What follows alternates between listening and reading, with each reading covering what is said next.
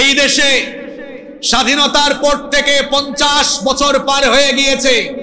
এই দেশে অনেকেই অনেক সময় ক্ষমতা পেয়েছেন, আর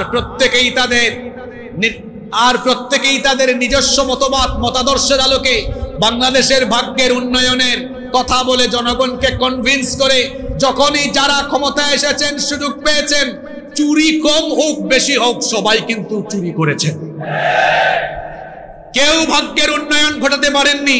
কিছুদিন আগে যারা মামু বাড়িতে পালিয়ে চলে গেল, তারা তো এত চুরি করেছে, এদেশের জনগণের ঘাড়ের উপরে যে পরিমাণ ঋণের বোঝা আছে, তার চাইতে বেশি পরিমাণ টাকা তারা বিদেশে চুরি করে পাচার করেছে।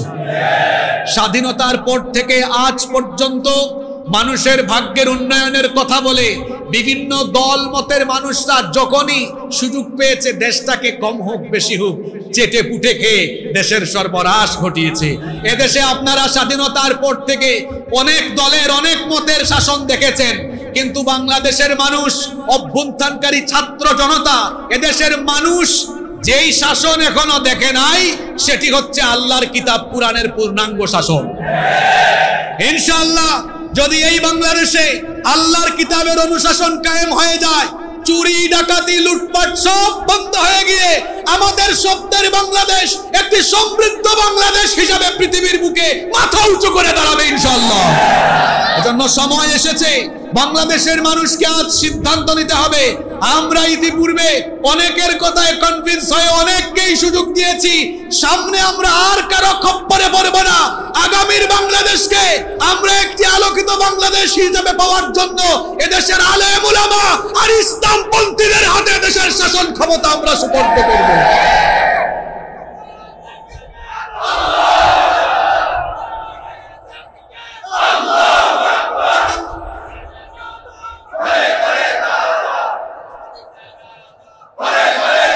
সংগ্রামী বীর চট্টলাবাসী, ইসলামপন্থীরা যে চুরি ডাকাতি দুর্নীতি মুক্ত শাসন উপহার দিতে পারে, তার উপমা এই বাংলাদেশে আছে।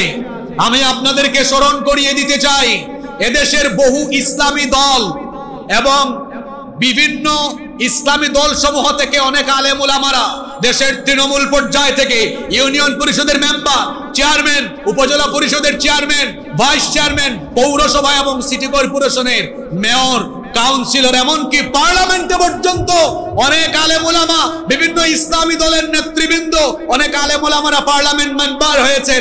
এমনকি গুরুত্বপূর্ণ মিনিস্ট্রি, মন্ত্রণালয় পরিচালনা করেছেন।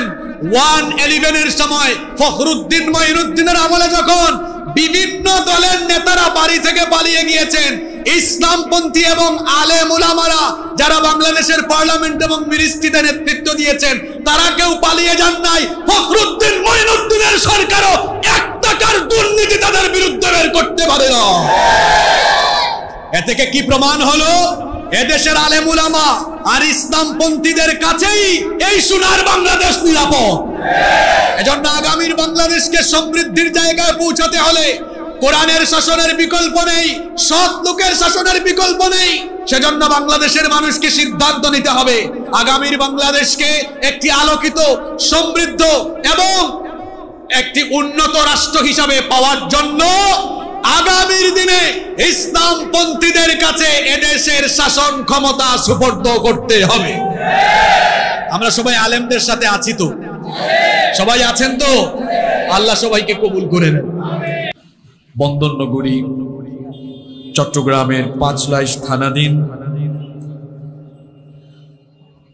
দর্পণ ক্লাব মুরাদপুরের উদ্যোগে আয়োজিত মিলাদুন নবী সাল্লাল্লাহু আলাইহি ওয়াসাল্লাম উপলক্ষে আয়োজিত আজকের এই বিশাল ওয়াজ মাহফিলের সমাপনী অধিবেশনের মুহতারাম শ্রদ্ধাভাজন সভাপতি, দর্পণ ক্লাবের আহ্বায়ক ও সাবেক সভাপতি জনাব আলহাজ রাশেদুল আলম মঞ্জুর, আজকের এই মাহফিলের সম্মানিত প্রধান অতিথি, বিশিষ্ট ইসলামী চিন্তাবিদ, বিশিষ্ট রাজনীতিবিদ, ইসলামী আন্দোলনের বীর সিপাহসালার, শহীদ ঈদগাহ, অসংখ্য শহীদের রক্তস্নাত কাফেলা, বাংলাদেশ জামায়াতে ইসলামী এর চট্টগ্রাম মহানগরীর সংগ্রামী আমির বিশিষ্ট পার্লামেন্টারিয়ান, সাবেক সংসদ সদস্য, গণমানুষের প্রিয় ব্যক্তিত্ব, জননন্দিত জননেতা জনাব আলহাজ শাহজাহান চৌধুরী, আল্লাহ তাআলা ওনাকে হায়াতান তাইয়্যিবাহ সিহহাতান কুল্লিয়া দান করেন। আমরা সকলে পড়ি আমিন। রাত যেহেতু গভীর হয়ে গিয়েছে, আমি সম্মানিত উলামায়ে কেরাম এবং যারা সম্মানিত অতিথিবৃন্দ আছেন, সময় বাঁচানোর জন্য সকলের নাম উল্লেখ করছি না। সকলেই স্ব জায়গায় সম্মানিত এবং স্ব জায়গায় অত্যন্ত সুনামধন্য ব্যক্তিত্ব।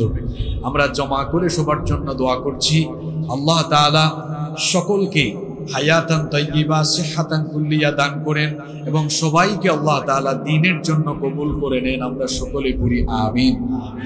উপস্থিত হযরত উলামায়ে কেরাম, মাহফিলে উপস্থিত ইসলামী আন্দোলনের বিভিন্ন পর্যায়ের সম্মানিত দায়িত্বশীল বৃন্দ, এসেছেন বিভিন্ন মাদ্রাসার আসাতিদায়ে কেরাম, এসেছেন বিভিন্ন মসজিদের খুতাবা এবং আইম্মায়ে কেরাম, আমার সামনে বসা পিতৃতুল্য সম্মানিত মুরব্বিয়ানে ইযাম, যুগে যুগে আল্লাহর জমিনে আল্লাহর দ্বীন প্রতিষ্ঠায় যারা অগ্রসেনানীর ভূমিকা পালন করেছেন, আমার কলিজার টুকরা প্রিয় যুবক, তরুণ এবং ছাত্র ভাইয়েরা, পর্দার অন্তরায় থেকে শ্রবণরতার সম্মানিতা মা এবং বোনেরা, উপস্থিত মিডিয়ার প্রিয় কর্মী এবং সাংবাদিক ভাইয়েরা, প্রশাসন এবং গোয়েন্দা সংস্থার সম্মানিত ভাইয়েরা, প্রিয় মুরাদপুর, পাঁচলাইশ তথা আমার প্রিয় বীর চট্টলাবাসী, আপনারা সবাই কেমন আছেন? আলহামদুলিল্লাহ। আমাদেরকে সুস্থতার সাথে বাঁচিয়ে রেখে আজকের এই সুন্দর, বরকতময় এবং জান্নাতি এই আয়োজনে আমাদেরকে শামিল হওয়ার তৌফিক যিনি দান করেছেন, গলার আওয়াজ বড় করে সবাই বলেন তো তিনি কে? সেই মহান রবের জন্য হৃদয়ের সবটুকু ভালোবাসা, আবেগ, অনুভূতিকে উজাড় করে দিয়ে খুশি মনে প্রাণবন্ত আওয়াজে উচ্চ কণ্ঠে কালিমাতুশ শুকর আদায় করে আমরা সকলেই পড়ছি আলহামদুলিল্লাহ। দুরূদ এবং সালাম পেশ করছি সর্বকালে, সর্বযুগে সর্বশ্রেষ্ঠ মহামানব নবিয়ুনা ওয়া সাইয়্যিদুনা ওয়া কুদওয়াতুনা মুহাম্মাদুর রাসূলুল্লাহ সাল্লাল্লাহু আলাইহি ওয়াসাল্লামের প্রতি, যাকে আল্লাহ তাআলা আমাদের হিদায়াতের জন্য প্রেরণ করেছেন। আল্লাহুম্মা সাল্লি ওয়া সাল্লিম ওয়া বারিক আলা নাবিয়্যিনা মুহাম্মদ। আমরা সকলে পড়ছি সাল্লাল্লাহু আলাইহি ওয়াসাল্লাম। সম্মানিত উপস্থিতি, বীর চট্টলাবাসী, নতুন বাংলাদেশে আপনাদের সবাইকে স্বাগত জানাচ্ছি। আমার মনে হয় দীর্ঘ একটি সময় পরে বাধা বিপত্তি ছাড়া আমরা কোরআন সুন্নাহর এইরকম জান্নাতি আয়োজন করার, বসার এবং এ ধরনের সুন্দর আয়োজনে বসে আমরা কোরআন হাদিসের আলোচনা শুনবার সুযোগ পেয়েছি। সেজন্য রবের শুকরিয়া আদায় করে পড়ছি আলহামদুলিল্লাহ। গত 5ই আগস্ট দেড় যুগে স্বৈরাচারদের স্বৈরাচারী নির্যাতন, নিষ্পেষণের কবর ঘটিয়ে এদেরকে আল্লাহ তাআলা পতন দানের মাধ্যমে আমাদেরকে যে স্বাধীনতা দিয়েছেন, সেজন্য আমরা আল্লাহ তাআলার শুকরগুজার, আল্লাহ তাআলার কৃতজ্ঞতা আদায় করছি, আমরা খুশি হয়ে পড়ছি আলহামদুলিল্লাহ। গত দেড় যুগ ধরে আমরা দেখেছি মাহফিল আয়োজন করতে গিয়ে মাহফিলের সাথে সংশ্লিষ্ট প্রত্যেকেই বড় বেকায়দায় থাকতেন। যিনি আলোচক হিসাবে আসতেন তিনিও বেকায়দায়, যারা আয়োজক তারাও বেকায়দায়, এমনকি যারা শ্রোতা আছেন তারাও বেকায়দায় থাকতেন। সেটা কিরকম? যারা আয়োজন করতেন, এ ধরনের ওপেন স্পেসে প্রোগ্রাম করা তো স্বপ্নের মতো ছিল।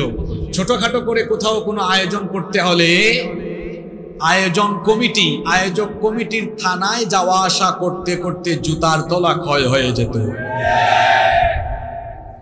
এদেশে নাইট ক্লাব, বুট ক্লাব, অন্যায় অপকর্মের বহু প্রোগ্রামকে চালু রেখে কোরআনের মাহফিলগুলোতে আর এ ধরনের ইসলামী সভা সমাবেশগুলোতে যারা বাধা বিপত্তি ঘটিয়েছিল, তাদের অপকর্মের কারণে আল্লাহ তাআলা তাদের উপরে গজব দিয়ে তাদেরকে এই দেশ থেকে বিতাড়িত করার ব্যবস্থা করেছেন। অন্যদিকে আমরা যারা আলেম ওলামা ছিলাম, আমাদের কণ্ঠকে চেপে ধরে রাখা হয়েছিল। শুধু মাহফিল নয়, মসজিদের মিম্বর থেকে নিয়ে বিভিন্ন ইসলামী সভা, মাহফিল, বার্ষিক সভা, মিলাদুন নবী, সিরাতুন নবীর মাহফিল, তাফসীর মাহফিলে আলেম ওলামাদেরকে কথা বলতে বাধা দেওয়া এটা যেন তাদের নিত্য নৈমিত্তিক রুটিন হয়ে দাঁড়িয়েছিল। আমরা যখন কোনো প্রোগ্রামে অ্যাটেন্ড করতাম, আমাদেরকে স্টেজে উঠানোর আগে সবক দেওয়া হতো, এটা বলবেন, এটা বলবেন না, এটা বলবেন, এটা বলবেন না। মনে হতে যেন তাদের সভা সমাবেশগুলো যেমন তাদের মন মতো চলে, তারা চাইতো কোরআন সুন্নাহর সভাগুলোকেও, সমাবেশগুলোকেও, মাহফিলগুলোকেও সেই রকম চালানো যায় কিনা। আমরা স্বৈরাচারের আমলেও আমরা সত্য কথাগুলো জান বাজি রেখে সাহস করে বলেছিলাম। প্রতিটা মাহফিলে আমরা বলেছিলাম আল্লাহর কিতাবের কথা, নবীর সুন্নাহর কথাগুলো কোন ব্যক্তির দেওয়া দিক নির্দেশনা, এমনকি নেতা নেত্রীদের দেওয়া দিক নির্দেশনা মোতাবেক চলবে না। এরপরে শ্রোতা যারা এসেছিলেন তারাও বেকায়দায় পড়তেন। আপনারা যেরকম করে রেসপন্স করছেন, সেরকম রেসপন্স করলে স্টেজে বসা পাতি নেতারা মার্ক করে রাখতো, আসা যাওয়া কিংবা পরবর্তীতে মার্ক করা লোকদের উপরে হামলা চালানো হতো। আপনারা জানেন 2020 সালে কুমিল্লার লাকসামে একটি মাহফিলে শত শত শ্রোতাদেরকে হামলা করা হয়েছিল। এমনকি আমি সেই মাহফিলের প্রধান বক্তা ছিলাম, আমার গাড়ি ভাঙচুর করা হয়েছে। সাতক্ষীরায় আমার উপরে হামলা করা হয়েছে। বাংলাদেশের বিভিন্ন জায়গায় এভাবে করে তারা আলেম ওলামা, আয়োজক কমিটি এবং ইসলামপন্থীদের উপরে নির্মম নির্যাতন নিপীড়ন চালিয়ে গোটা বাংলাদেশকে তারা কারবালার ময়দানে পরিণত করেছিল। বেশি বাড়াবাড়ির পরিণতি কখনো ভালো হয়? ইসলামের বিরুদ্ধে, আলেম ওলামার বিরুদ্ধে, কোরআনের বিরুদ্ধে, কোরআনের আন্দোলনের বিরুদ্ধে অবস্থান নেওয়ার কারণে এই জালেমদের পরিণতি এমন হয়েছে, আল্লাহ তাআলা তাদেরকে ধ্বংসের অতল গহ্বরে নিপতিত করে দিয়েছে।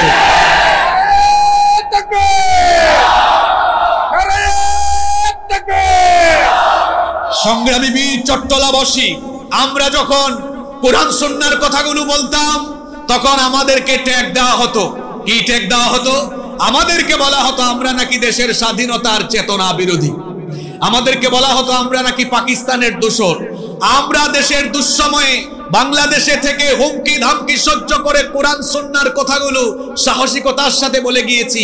পাকিস্তান তো দূরের কথা, কোন দেশে আমরা কেউ পালিয়ে যাই নাই, বরং যারা আমাদেরকে কথায় কথায় পাকিস্তানি রাজাকার বলতো, আমরা দেখেছি দেশের সম্পদ চুরি ডাকাতি আর লুটপাট করে খাওয়ার কারণে জনগণের গণধুলাইয়ের ভয়ে তারা তাদের মামু বাড়ি দিল্লি গিয়ে তারা যে ভারতীয় রাজাকার তার বহিঃপ্রকাশ ঘটিয়েছে। সংগ্রামী বীর চট্টলাবাসী, যে ছাত্র জনতার অভ্যুত্থানের মধ্য দিয়ে আমরা এই সুন্দর পরিবেশ পেয়েছি, আমরা আল্লাহর শুকরিয়া আদায়ের পাশাপাশি অভ্যুত্থানকারী সেই ছাত্র জনতার জন্য দোয়া করছি। বিশেষ করে যারা শহীদ হয়েছেন, যারা এই স্বৈরাচারকে উৎখাতের জন্য জীবন বাজি রেখে রাজপথে থেকেছিলেন, রাজপথে থেকে যারা আবু সাঈদকে দেখে আবু সাঈদের প্রেরণায় জীবন দিয়ে জীবনটাকে উৎসর্গ করে এই নতুন বাংলাদেশের জন্য তারা যে আত্মত্যাগের নমুনা প্রদর্শন করে গিয়েছেন, আমরা আজ তাদের জন্য দোয়া করছি। যারা শহীদ হয়েছেন, আল্লাহ তাআলা যেন তাদের সকলকে শাহাদাতের সর্বোচ্চ মর্যাদা দান করে দেন। বিশেষ করে আমি এখানে বসে স্মরণ করছি গত 16 জুলাই এই মুরাদপুরের চত্বরে স্বৈরাচার এই দূষরদের গুলিতে গুলিবিদ্ধ হয়ে শাহাদাত বরণ করেছিলেন ফয়সাল আহমেদ শান্ত। আমি শহীদ ফয়সাল আহমেদ শান্তকে স্মরণ করছি। শহীদ মীর মুগ্ধ, আবু সাঈদ সহ যে সকল ছাত্র জনতা এই নতুন বাংলাদেশ উপহার দেওয়ার জন্য তারা তাদের জীবন উৎসর্গ করে দিয়েছেন, আল্লাহ তাআলা সকলকে শাহাদাতের সর্বোচ্চ মর্যাদা দান করেন, আমরা বলি আমিন। যারা এখনো চিকিৎসাধীন আছেন, আল্লাহ যেন তাদেরকে শিফায়ে আজিলা কামেলা নসিব করে দেন। সম্মানিত ভাইয়েরা, রাত যেহেতু অনেক গভীর হয়ে গিয়েছে আর দীর্ঘ সময় ধরে বসে আপনারা অপেক্ষা করছেন, সেজন্য আমরা বেশি লম্বা চূড়া কথা বলে আমরা সময় নষ্ট করব না। আমি সংক্ষিপ্ত সময়ে আল্লাহর কিতাবের নির্ধারিত একটি আয়াত থেকে হেদায়েতের নিয়তে কিছু আলোচনা তুলে ধরবো। আমরা যেন মনোযোগের সাথে কোরআন সুন্নাহর কথাগুলো শ্রবণ করে হেদায়েতের নিয়তে যেন প্রতিটি কথা শুনতে পারি। মহান রব আমাদেরকে সেই তৌফিক দান করেন, আমরা বলি আমিন। সম্মানিত উপস্থিতি, আমি আপনাদের সামনে কোরআনুল কারীমের 9 নম্বর সূরা সূরাতুত তাওবা এর 111 নম্বর আয়াতে কারীমা তেলাওয়াত করেছি। আমরা আজকে একটি আয়াত থেকে হেদায়েতি কথা শুনবো। মহান রব যেন আমাদেরকে প্রতিটি কথা মনোযোগ দিয়ে শোনার তৌফিক দেন, বলি আমিন। এই আয়াতে রব্বুল আলামিন প্রকৃত মুমিনদের পরিচয় তুলে ধরেছেন। প্রকৃত মুমিনদের পরিচয় তুলে ধরার পাশাপাশি সেই মুমিনদের যে গন্তব্য হবে, তাদের যে ডেস্টিনেশন হবে এবং তাদের যে পরিণতি হবে, সেটা আল্লাহ তাআলা অত্যন্ত চমৎকার করে এই আয়াতে কারিমার মধ্যে তুলে ধরেছেন। সম্মানিত উপস্থিতি, আমরা সবাই প্রকৃত মুমিন হতে চাই কি চাই না? অবাজি মুখে হতা বাইন নইব। আমার বাড়ি সিলেট, আপনাদের চট্টগ্রামের ভাষাও বুঝি। একটু আগে জননেতা শাহজাহান চৌধুরী সাহেব চট্টগ্রামের ভাষায় যা বলেছেন সবই বুঝেছি আমি, আলহামদুলিল্লাহ। আপনাদের কথা কিছু কিছু বলতেও পারি। তা আপনারা আমাকে কিছুক্ষণ সহযোগিতা করবেন তো ইনশাআল্লাহ? মনোযোগ থাকবে তো? আল্লাহ কবুল করে নেন। আমরা প্রকৃত মুমিন হতে চাই কি চাই না? এই আয়াতে প্রকৃত মুমিনদের পরিচয় তুলে ধরা হয়েছে। আমরা তিলাওয়াতের মাধ্যমে সরাসরি আলোচনায় চলে যাচ্ছি। কোরআনে কারীমের তিলাওয়াতে সওয়াব না গুনাহ? আরেকটু জোরে বলেন। তাহলে সওয়াবের নিয়তে আমরা সবাই পড়তে পারবো তো ইনশাআল্লাহ? পড়েন আমার সঙ্গে। আউযু বিল্লাহি মিনাশ শাইতানির রাজীম। বিসমিল্লাহির রাহমানির রাহিম। বিতাড়িত মরদুদ শয়তানের ওয়াসওয়াসা থেকে আল্লাহর কাছে পানাহ চাই। পরম করুণাময় দয়াবান মেহেরবান আল্লাহর নামে শুরু করছি। ইন্নাল্লাহা আশতারা মিনাল মুমিনিনা আনফুসাহুম ওয়া আমওয়ালাহুম বিআন্না লাহুমুল জান্নাহ। ইন্নাল্লাহা আশতারা, নিশ্চয়ই আল্লাহ তাআলা ক্রয় করে নিয়েছেন, কিনে নিয়েছেন, খরিদ করে নিয়েছেন মিনাল মুমিনিনা, মুমিনদের থেকে, আনফুসাহুম ওয়া আমওয়ালাহুম, তাদের জান এবং মাল। নিশ্চয়ই আল্লাহ তাআলা মুমিনদের কাছ থেকে তাদের জান এবং মালকে কিনে নিয়েছেন, খরিদ করে নিয়েছেন। দেখি আপনাদের মনোযোগ কেমন আছে। বলেন তো, আল্লাহ মুমিনদের জান মাল কিনবেন না কিনে নিয়েছেন? শব্দটা ভবিষ্যতের না অতীতে? ইশতারা, আল্লাহ ক্রয় করে নিয়েছেন, কিনে নিয়েছেন। আপনি খেয়াল করুন, আল্লাহ তাআলা শব্দ চয়নের নমুনা দেখুন। আল্লাহ কিনবেন বলেননি, আল্লাহ বলেছেন কিনে নিয়েছেন। তার মানে হচ্ছে মুমিন হতে হলে জানমালকে আগে আল্লাহর কাছে বিক্রি করে দিতে হবে। আল্লাহর কাছে বিক্রি করে দেওয়া ছাড়া কখনোই মুমিন হওয়া যাবে না। যে ব্যক্তি তার জান এবং মালকে আল্লাহর কাছে সুপর্দ করে দেয়, বিক্রি করে দেয়, সে ব্যক্তি প্রকৃত মুমিন হতে পারবে। পৃথিবীতে যে সকল ব্যক্তিরা আল্লাহর সন্তুষ্টির জন্য নিজের জানমাল সবকিছু আল্লাহর রাহে বিক্রি করেছে, তারা সত্যিকারের মুমিন। আর যারা জানমাল দুনিয়াবি স্বার্থে বা দুনিয়ার মুখে পড়ে, অর্থাৎ যারা আখিরাতের বিনিময়ে দুনিয়াকে ক্রয় করে নিয়েছে, তারা আদৌ প্রকৃত মুমিন হতে পারে। এই দুই শ্রেণীর মানুষ সম্পর্কে রব্বুল আলামিন কোরআনে কারীমে বড় চমৎকার করে বলছেন। কোরআনুল কারীমের 2 নম্বর সূরা সূরাতুল বাকারা এর 207 নম্বর আয়াতে রব্বুল আলামিন বললেন, ওয়া মিনান নাসি মান ইয়াশরি নাফসাহু বিতিগা মারদাতিল্লাহ ওয়াল্লাহু রাউফুম বিল ইবাদ। আল্লাহ তাআলা বলছেন, আর মানুষের মধ্যে এমন কিছু লোক আছে যারা আল্লাহর সন্তুষ্টির জন্য নিজেকে আল্লাহর কাছে বিক্রি করে দেয়। আল্লাহর সন্তুষ্টির জন্য যারা নিজেদেরকে আল্লাহর কাছে বিক্রি করে দেয়, সেই বান্দাদের উপর যিনি রহম করেন, গলার আওয়াজ বড় করে সবাই বলেন, তিনি কি? রব্বুল আলামিন কোরআনে কারীমের 2 নম্বর সূরা সূরাতুল বাকারা এর 175 নম্বর আয়াতের মধ্যে বলছেন, আর যারা নিজের জান মালকে আল্লাহর কাছে বিক্রি করে দেয়নি, সেই লোকদের পরিচয় হলো উলাইকাল্লাযীনা ইশতারাবুদ الضلالة بالهدى والعذاب بالمغفرة فما أصبرهم على النار যারা নিজেদের জানমাল আল্লাহর কাছে বিক্রি করে দেয়নি, এদের পরিচয় হলো এরা হচ্ছে সেই সকল লোক যারা হেদায়েতের বিনিময়ে গুমরাহিকে ক্রয় করে নিয়েছে। এরা হচ্ছে সেই সকল লোক যারা ঈমান এনে আল্লাহর ক্ষমা লাভের বিপরীতে যারা বেঈমান হয়ে আল্লাহর আযাবকে ক্রয় করে নিয়েছে। ফামা আসবারাহুম আলান নার, আর জাহান্নামের আগুন ছাড়া তাদের নসিবে কিছু নাই। রব্বুল আলামিন কোরআনে কারীমের 2 নম্বর সূরা সূরাতুল বাকারা এর 86 নম্বর আয়াতে আরো চমৎকার করে বলছেন, যে সকল ব্যক্তিরা তাদের জান আর মালকে আল্লাহর কাছে বিক্রি করে দিতে পারেনি তাদের পরিচয় হলো উলাইকাল্লাযীনা ইশতারাউল হায়াতাদ দুনিয়া বিল আখিরা ফালা ইউখাফফাফু আনহুমুল আযাবু ওয়ালা হুম ইউনসারুন। সে সকল লোকেরা হলো তারা যারা আখিরাতের বিনিময়ে দুনিয়াকে ক্রয় করে নিয়েছে। মুমিনরা জান্নাতের বিনিময়ে জানমালকে বিক্রি করেছে।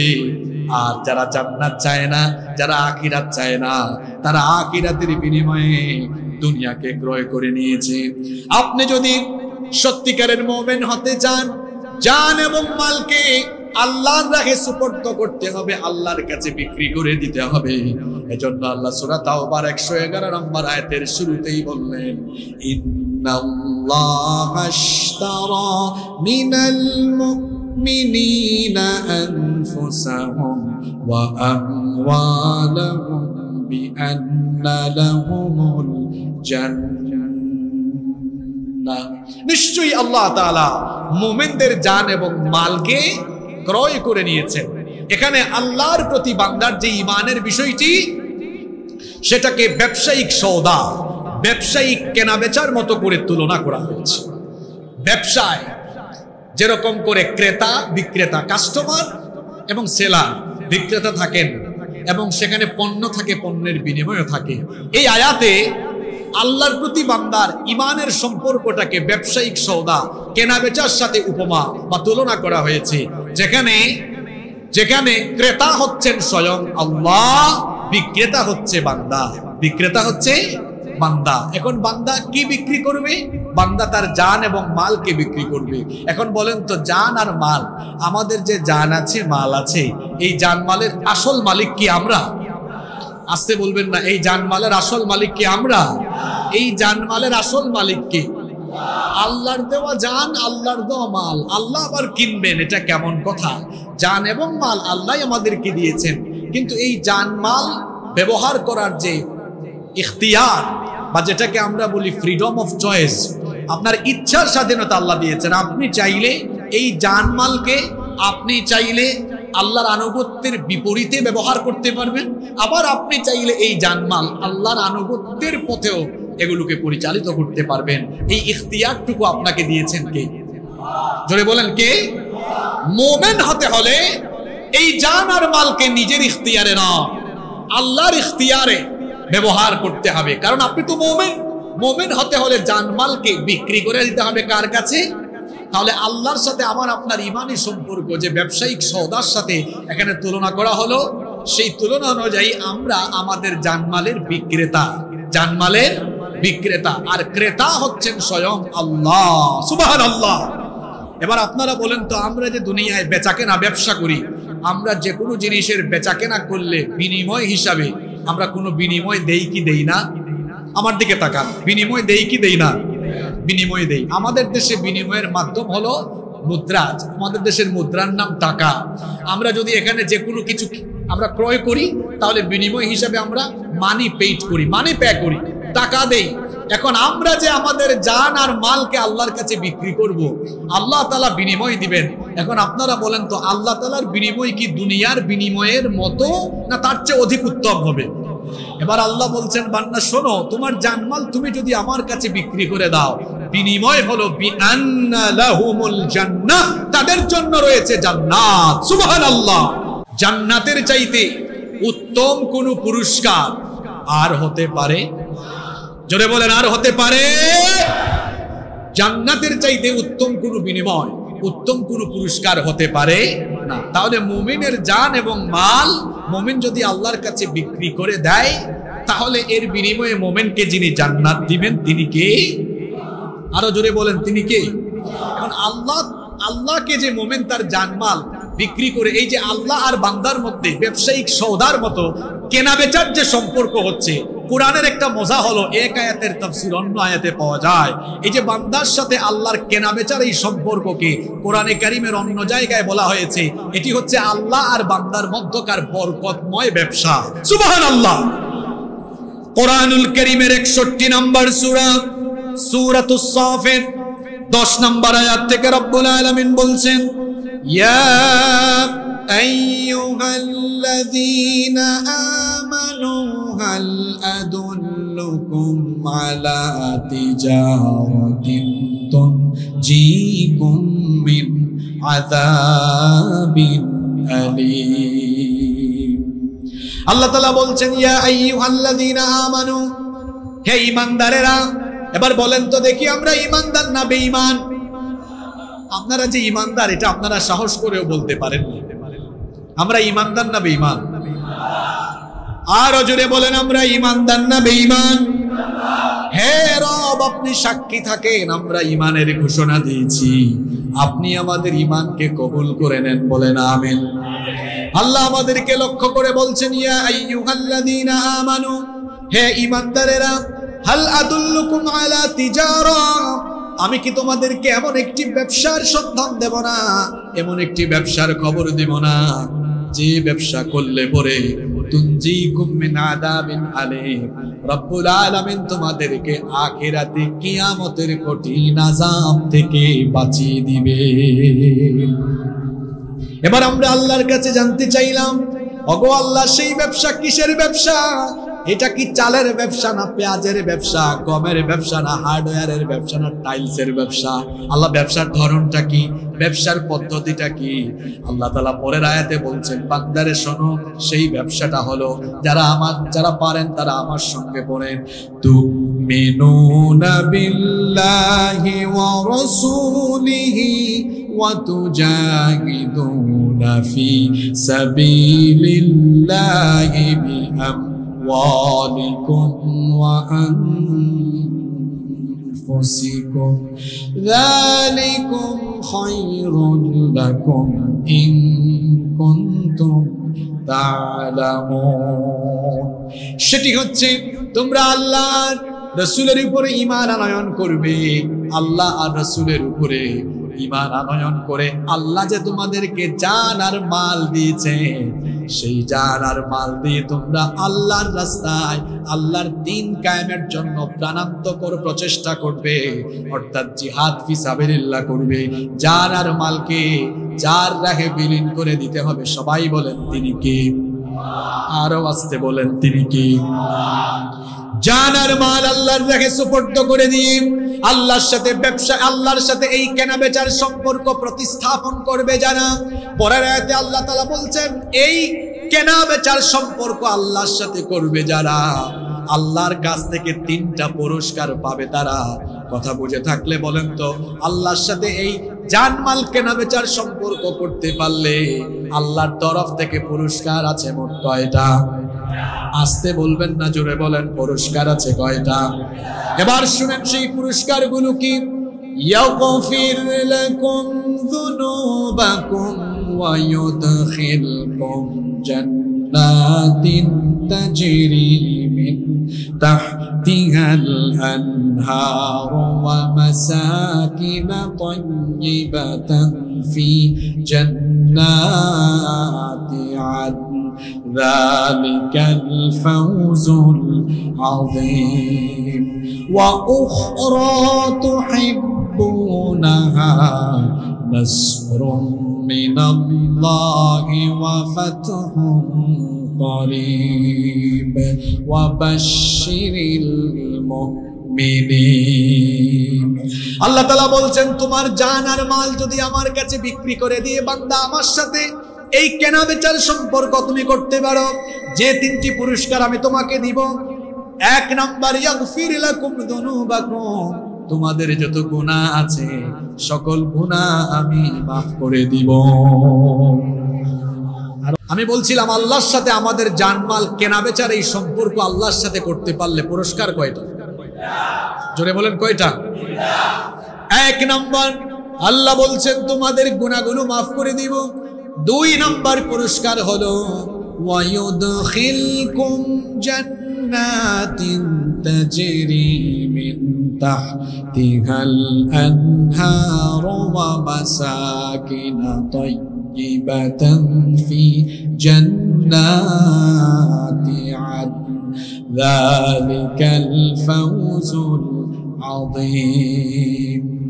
2 নম্বর পুরস্কার হলো আল্লাহ তোমাদেরকে এমন জান্নাতে প্রবেশ করাবেন যেই জান্নাতের তলদেশ দিয়ে ঝর্ণা ধারা বহমান আছে। চিরস্থায়ী আবাস হিসাবে যে জান্নাত আছে সেখানে তিনি তোমাদেরকে চিরস্থায়ী ভাবে প্রবেশ করাবেন। সুবহানাল্লাহ। 3 নম্বর পুরস্কার হলো যেটা তোমরা হৃদয়ে ধারণ করো, লালন করো, যে স্বপ্ন তোমরা দেখো, ওয়া উখরা তুহিব্বুনাহা নাসরুম মিনাল্লাহি ওয়া ফাতহুম করিব ওয়া বাশশিরিল মুমিনিন। আর যে বিষয়টি তোমরা কামনা করো, বাসনা করো, সেই 3 নম্বর বিষয় হলো দ্বীনের বিজয়, কুরআনের বিজয়, কুরআনের সমাজ, কুরআনের রাষ্ট্র। এই স্বপ্ন, এই আশা আপনাদের মধ্যে আছে না নাই? জোরে বলেন আছে না নাই?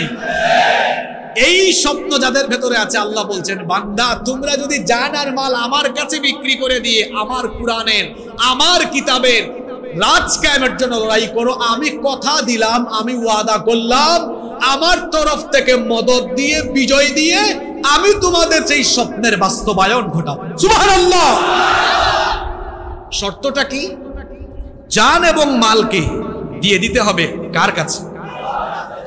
জান আর মাল আল্লাহর কাছে বিক্রি করে দিয়ে এই যে কেনা বেচার এই সম্পর্কটা, এই বরকতময় ব্যবসা যারা করবে, আল্লাহ বলেছেন 3 পুরস্কার, কিয়ামতের আযাব থেকে মাফ করে দিয়ে জান্নাত। 1 নম্বর পুরস্কার গুনাহ মাফ, 2 নম্বর কিয়ামতের আযাব থেকে বাঁচিয়ে জান্নাত, 3 নম্বর ইসলামের বিজয়। সুবহানাল্লাহ। আমরা ইসলামের বিজয় চাই কি চাই না? ছাত্র জনতা যে অভ্যুত্থান ঘটিয়েছে, এই অভ্যুত্থান ঘটিয়ে ছাত্র জনতা, বাংলাদেশের মানুষ যে সংস্কারের স্বপ্ন দেখছে, এই সংস্কার আল্লাহর কিতাবের আইনের বাস্তবায়ন ছাড়া কশিনকালেও সম্ভব নয়। কারণ অন্ধকারাচ্ছন্ন, তমসাচ্ছন্ন, নিকষ কালো পৃথিবীতে একজন মহামানব আসলেন। যখন গোটা পৃথিবী ছিল হানাহানি, মারামারি, বিশৃঙ্খলা, অনাচার, অবিচার, জুলুমে, নির্যাতনে যখন গোটা আরব সমাজ সহ সারা দুনিয়া যখন তমসাচ্ছন্ন অন্ধকারে নিমজ্জিত ছিল, তখন সেই আরব জাহান সহ গোটা পৃথিবীর জন্য আলোক পত্রিকা হিসাবে আল্লাহ যাকে পাঠালেন, রাহমাতাল লিল আলামিন মুহাম্মাদুর রাসূলুল্লাহ সাল্লাল্লাহু আলাইহি ওয়াসাল্লাম, তিনি এসে সেই জাহিলি সমাজের জাহালত এমন ভাবে দূর করে, এমন ভাবে সংস্কার করে মদিনা রাষ্ট্রকে এমন একটি সোনালী রাষ্ট্রে পরিণত করলেন, যেই সোনালী রাষ্ট্র আজ পর্যন্ত কেউ এ ধরনের সোনালী সমাজ আদৌ প্রতিষ্ঠা পৃথিবীতে করতে পারে নাই। আমার নবী সেই মদিনার রাষ্ট্র সংস্কার করে দিলেন। একটি সোনালী রাষ্ট্র কায়েম হলো কোন কিতাব দিয়ে? জোরে বলেন, আরো জোরে বলেন। এই দেশে স্বাধীনতার পর থেকে 50 বছর পার হয়ে গিয়েছে। এই দেশে অনেকেই অনেক সময় ক্ষমতা পেয়েছেন, আর প্রত্যেকেই তাদের নিজস্ব মতাদর্শের আলোকে বাংলাদেশের ভাগ্যের উন্নয়নের কথা বলে জনগণকে কনভিন্স করে যখনই যারা ক্ষমতায় এসেছেন, সুযোগ পেয়েছেন, চুরি কম হোক বেশি হোক, সবাই কিন্তু চুরি করেছেন। কেউ ভাগ্যের উন্নয়ন ঘটাতে পারেননি। কিছুদিন আগে যারা মামু বাড়িতে পালিয়ে চলে গেল, তারা তো এত চুরি করেছে, এদেশের জনগণের ঘাড়ের উপরে যে পরিমাণ ঋণের বোঝা আছে, তার চাইতে বেশি পরিমাণ টাকা তারা বিদেশে চুরি করে পাচার করেছে। স্বাধীনতার পর থেকে আজ পর্যন্ত মানুষের ভাগ্যের উন্নয়নের কথা বলে বিভিন্ন দল মতের মানুষরা যখনই সুযোগ পেয়েছে দেশটাকে কম হোক বেশি হোক চেটে পুটে খেয়ে দেশের সর্বনাশ ঘটিয়েছে। এদেশে আপনারা স্বাধীনতার পর থেকে অনেক দলের অনেক মতের শাসন দেখেছেন, কিন্তু বাংলাদেশের মানুষ, অভ্যুত্থানকারী ছাত্র জনতা, এদেশের মানুষ যেই শাসন এখনো দেখে নাই সেটি হচ্ছে আল্লাহর কিতাব কুরআনের পূর্ণাঙ্গ শাসন। ইনশাআল্লাহ যদি এই বাংলাদেশে আল্লাহর কিতাবের অনুশাসন কায়েম হয়ে যায়, চুরি ডাকাতি লুটপাট সব বন্ধ হয়ে গিয়ে আমাদের স্বপ্নের বাংলাদেশ একটি সমৃদ্ধ বাংলাদেশ হিসাবে পৃথিবীর বুকে মাথা উঁচু করে দাঁড়াবে ইনশাআল্লাহ। এজন্য সময় এসেছে বাংলাদেশের মানুষকে আজ সিদ্ধান্ত নিতে হবে। আমরা ইতিপূর্বে অনেকের কথায় কনভিন্স হয়ে অনেককেই সুযোগ দিয়েছি, সামনে আমরা আর কারো খপ্পরে পড়ব না। আগামীর বাংলাদেশকে আমরা একটি আলোকিত বাংলাদেশ হিসেবে পাওয়ার জন্য এদেশের আলেম উলামা আর ইসলামপন্থীদের হাতে দেশের শাসন ক্ষমতা আমরা সুপর্দ করব।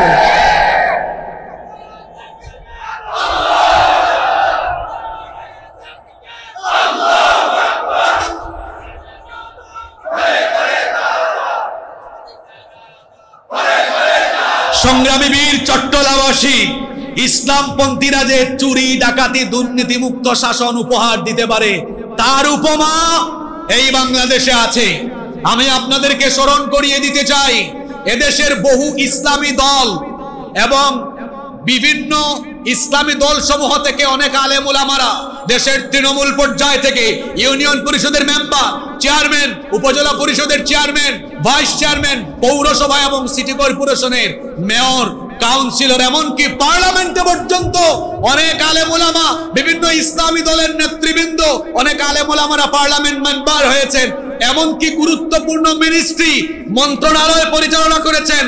111-এর সময় ফখরুদ্দিন মঈনুদ্দিনের আমলে যখন বিভিন্ন দলের নেতারা বাড়ি থেকে পালিয়ে গিয়েছেন, ইসলামপন্থী এবং আলেম উলামারা যারা বাংলাদেশের পার্লামেন্ট এবং মিনিস্ট্রিতে নেতৃত্ব দিয়েছেন তারা কেউ পালিয়ে যান নাই। ফখরুদ্দিন মঈনুদ্দিনের সরকারও 1 টাকার দুর্নীতি তাদের বিরুদ্ধে বের করতে পারে না। এ থেকে কি প্রমাণ হলো? এদেশের আলেম উলামা আর ইসলামপন্থীদের কাছেই এই সোনার বাংলাদেশ নিরাপদ। এজন্য আগামীর বাংলাদেশকে সমৃদ্ধির জায়গায় পৌঁছাতে হলে কোরআনের শাসনের বিকল্প নেই, সৎ লোকের শাসনের বিকল্প নেই। সেজন্য বাংলাদেশের মানুষকে সিদ্ধান্ত নিতে হবে আগামীর বাংলাদেশকে একটি আলোকিত, সমৃদ্ধ এবং একটি উন্নত রাষ্ট্র হিসাবে পাওয়ার জন্য আগামীর দিনে ইসলামপন্থীদের কাছে এদেশের শাসন ক্ষমতা সুপর্দ করতে হবে। আমরা সবাই আলেমদের সাথে আছি তো? সবাই আছেন তো? আল্লাহ সবাইকে কবুল করে নেন। আপনাদের মনোযোগ আছে না চলে গেছে? আছে তো? আরো কয়েক মিনিট থাকবে তো? আল্লাহ তাআলা বলছেন আমার সাথে জানমাল কেনা বেচার এই সম্পর্ক করেছে যারা সত্যিকারের মোমেন হলো তারা। সুবহানাল্লাহ।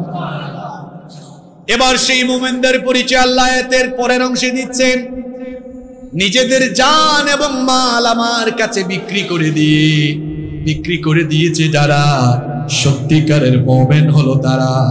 আর সেই সকল মোমেনদের আরো পরিচয় হলো যারা পারেন আমার সঙ্গে পড়েন, ইউকাতিলুনা ফি সাবিলিল্লাহি ফায়াকতুলুনা ওয়া ইউকাতালুন। সেই সকল মোমেনদের পরিচয় হলো ইউকাতিলুনা ফি সাবিলিল্লাহ, তারা তাদের জান আর মাল দিয়ে লড়াই করে কার পথে? আসতে বলবেন না, একদম পিছন থেকে যেন আওয়াজ আসে। সেই মোমেনদের পরিচয় হলো তারা তাদের জান মাল দিয়ে লড়াই করে কার পথে? বুঝে থাকলে এবার প্রশ্নের জবাব দেন। শরীরের শক্তি দিয়ে মিছিল হবে, মোমেনরা মিছিল করবে তথাকথিত নেতা নেত্রীর জন্য নাকি আল্লাহর পথে? জান মাল খরচ হবে কার পথে? এরা সত্যিকারের মুমিন। এই কথা মোল্লার না আল্লাহ? মোল্লার না আল্লাহ? এবার শুনেন আমার রব কি বলছেন। কোরআনে কারীমের 4 নম্বর সূরা সূরাতুন নিসাএর 74 নম্বর আয়াতে আল্লাহ তাআলা বলছেন, ফালইউকাতিল ফি সাবিলিল্লাহিল্লাযীনা ইয়াশরুনাল হায়াতাদ দুনিয়া বিল আখিরাহ। আখিরাতের বিনিময়ে যারা দুনিয়ার জীবনকে আল্লাহর কাছে বিক্রি করে দিয়েছে সেই সকল মুমিনদের উচিত আল্লাহর পথে লড়াই করা। আবার আল্লাহ তাআলা কোরআনে কারীমের 4 নম্বর সূরা সূরাতুন নিসায়ের 76 নম্বর আয়াতের মধ্যে বললেন, আল্লাযীনা আমানু ইউকাতিলুনা ফি সাবিলিল্লাহ। আল্লাহ তাআলা বললেন, ঈমানদার যারা আল্লাহর পথে লড়াই করে, তারা ঈমানদার যারা, তারা কার পথে লড়াই করে? এজন্য আল্লাহ তাআলা বললেন, আল্লাযীনা আমানু ইউকাতিলুনা ফি সাবিলিল্লাহ। ঈমানদার যারা আল্লাহর পথে লড়াই করে, তারা আল্লাহর পথে লড়াই করে যারা, আল্লাহর প্রিয় বান্দা হলো তারা। এজন্য আল্লাহ সূরা সফের 4 নম্বর আয়াতের মধ্যে বললেন, ইন্নাল্লাহা ইউহিব্বুল্লাযীনা ইউকাতিলুনা ফি সাবিলিহি সাফফান কাআন্নাহুম বুনয়ানুম মারসুস। নিশ্চয়ই আল্লাহর পথে সীসা ঢালা প্রাচীরের মতো ঐক্যবদ্ধ হয়ে লড়াই করে যারা, আল্লাহর প্রিয় বান্দা হলো তারা। কথাগুলো খেয়াল করেন, আল্লাহর পথে লড়াই করে যারা, ঈমানদার হলো তারা। আর ঈমানদার হলো যারা আল্লাহর পথে লড়াই করে যারা, আল্লাহর পথে লড়াই করে যারা, আল্লাহর প্রিয় বান্দা হলো তারা। আর যারা জানমাল আল্লাহর পথে দেয় না, জানমাল দিয়ে যারা আল্লাহর পথে লড়াই করে না, আল্লাহ এবার তাদের ব্যাপারে কি বলছেন শুনেন, ওয়াল্লাযীনা কাফারু ইউকাতিলুনা ফি সাবিলিত তাগুত। আর যারা নাফরমান, যারা কুফরি করেছে, ইউকাতিলুনা ফি সাবিলিত তাগুত, তারা তাগুতের পথে লড়াই করে। যারা জানমাল আল্লাহর কাছে বিক্রি করে নাই, যারা জানমাল আল্লাহকে দেয় নাই, আল্লাহর কাছে বিক্রি করে নাই, জোরে বলেন তো এরা লড়াই করে কার পথে? আসতে বলবেন না, মূল জায়গায় আসছি, এখন ধরবো আপনাদেরকে। যারা জানমাল আল্লাহর কাছে বিক্রি করেনি, এরা জানমাল দিয়ে লড়াই করে কার পথে? এটা আমার কথা না, কোরআনের কথা। এখন প্রশ্ন হলো, হুজুর, হোয়াট ইজ তাগুত? তাগুত কি বা তাগুত কে? মানে তাগুত কে? আল্লাহর কোরআনের আইনের বিপরীতে অবস্থান নিয়েছে যারা, তাগুত হলো। যেমন ফেরাউনকে আল্লাহ তাগুত বলেছে। মুসা নবীর কাছে আল্লাহ ওহী নাযিল করলেন, আল্লাহ মুসা নবীর কাছে ওহী নাযিল করে বললেন, ইযহাব ইলা ফিরআউনা ইন্নাহু তাগা। ফেরাউনের কাছে যাও, তার পরিচয় হলো ইন্নাহু তাগা, নিশ্চয়ই সে সীমা লঙ্ঘনকারী। যে ব্যক্তি তাগা হয়েছে সেই হলো তাগুত। যে ব্যক্তি আল্লাহর দেওয়া নির্দিষ্ট সীমা লঙ্ঘন করেছে সেই হলো তাগুত। তাহলে বলেন তো ফেরাউনের মতো এই ধরনের আধুনিক নব্য ফেরাউন এখন দুনিয়ায় আছে না নাই? আরে জুড়ে বলেন, আছে না নাই? আল্লাহর কোরআন, আল্লাহর বিধানের বাস্তবায়ন হোক না, এটা যারা চায় না, এটা যারা চায় যে আল্লাহর বিধান কায়েম না হোক, আল্লাহর আইনের বিপরীতে নিজেরা, আল্লাহর আইনের বিপরীতে যারা আইন বানিয়েছে, আল্লাহর আইনের বিরুদ্ধে যারা আইন তৈরি করেছে, তারা হলো তাগুত। আল্লাহ বলছেন, জানমাল যারা আমার কাছে বিক্রি করেনি, এরা তো ঈমানদার হতে পারেইনি, বরং তারা তাদের জানমাল দিয়ে তাগুতের পথে লড়াই করে। এবার আল্লাহ তাআলা বলছেন, সত্যিকারের মুমিন যদি হতে চাও তাহলে কি করতে হবে শোনো। দেখি বলেন তো, এখানে যারা আছেন সবাই সত্যিকারের মুমিন হতে চান কি চান না? আসলেই চান তো? এবার এমন কথা বলবো, বেজার হবেন না তো? আল্লাহ এবার বলছেন, সত্যিকারের মুমিন হতে হলে আল্লাহর আইনের বিপরীতে যারা অন্য মতাদর্শ লালন করে সেই তাগুতদেরকে তালাক দাও। তালাক বুঝেন তো? তাকে ত্যাগ করো, সম্পর্ক কাট অফ করো, সম্পর্ক বিচ্ছিন্ন করো, এরপরে ঈমান আনো। কারণ ঈমান এত সহজ বিষয় নয়। আল্লাহ কি বলছেন শোনেন, ফামাইয়াকফুর বিত-তাগুতি ওয়া ইউমিন বিল্লাহি ফাকাদ تمسك بالعروة الوثقى لا انفصام لها والله سميع عليم আল্লাহ তাআলা বলছেন অতএব ফামান ইয়াকফুর বিত্তাগুত, যে ব্যক্তি তাগুতকে অস্বীকার করবে, তাগুতের সাথে সম্পর্ক ছিন্ন করবে। একটু আগেই বলেছি তাগুত হলো সেই ব্যক্তি, আল্লাহর আইনের বিরুদ্ধে যারা, তাগুত হলো আল্লাহর আইনের বিরুদ্ধে যারা, তাগুত হলো ওই তাগুতদের সাথে সম্পর্ক ছিন্ন করবে যারা। এরপরে ওয়ায়ুমিন বিল্লাহ, আল্লাহর উপরে ঈমান আনবে, ফাকাদ ইসতামসাকা বিল উরওয়াতিল ওয়াসকা, তারা এমন এক শক্ত মজবুত রশিকে ধারণ করলো, লানফিসাম লাহা, যা ছিন্ন হবার নয়। তাগুতের সাথে সম্পর্ক ছিন্ন করে জানমাল আল্লাহর কাছে বিক্রি করে দিয়ে ঈমানদার হয়েছে যারা, পরের আয়াতে বলছেন আল্লাহর ওলি হলো তারা। সুবহানাল্লাহ বাড়িতে গিয়ে বলিয়েন। কথাগুলো কি মাথার ভিতরে যায় না মাথার উপর দিয়ে চলে যায়? আমাদের দেশে কিছু লোক মনে করে আল্লাহর ওলি হতে হলে মাজার লাগবে, খানকা লাগবে, আর আল্লাহ কোরআনে বলেছেন আল্লাহর ওলি হতে হলে তাগুতের সাথে সম্পর্ক ছিন্ন করে জানমাল আল্লাহর কাছে বিক্রি করা লাগবে। তাগুতের সাথে সম্পর্ক ছিন্ন করে জানমাল আল্লাহর কাছে বিক্রি করবে যারা, আল্লাহর ওলি হলো তারা। আর আল্লাহর ওলি যারা, আল্লাহর ওলি যারা অন্ধকার থেকে আলোর দিকে চলে আসবে তারা। এজন্য আল্লাহ পরের আয়াতে কি বলছেন শুনে, কোরআন টু কোরআন শুনে, আল্লাহু ওয়ালিয়ুল্লাযীনা আমানু ইউখরিজুহুম মিনায-যুলুমাতি ইলান-নূর।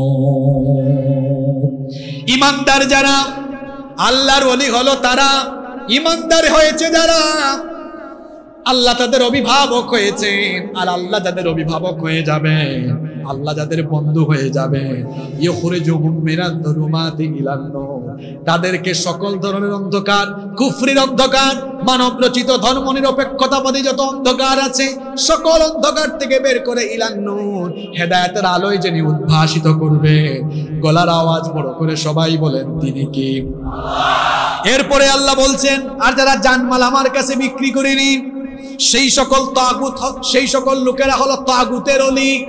ওয়াল্লাযীনা কাফারু আউলিয়াউহুমুত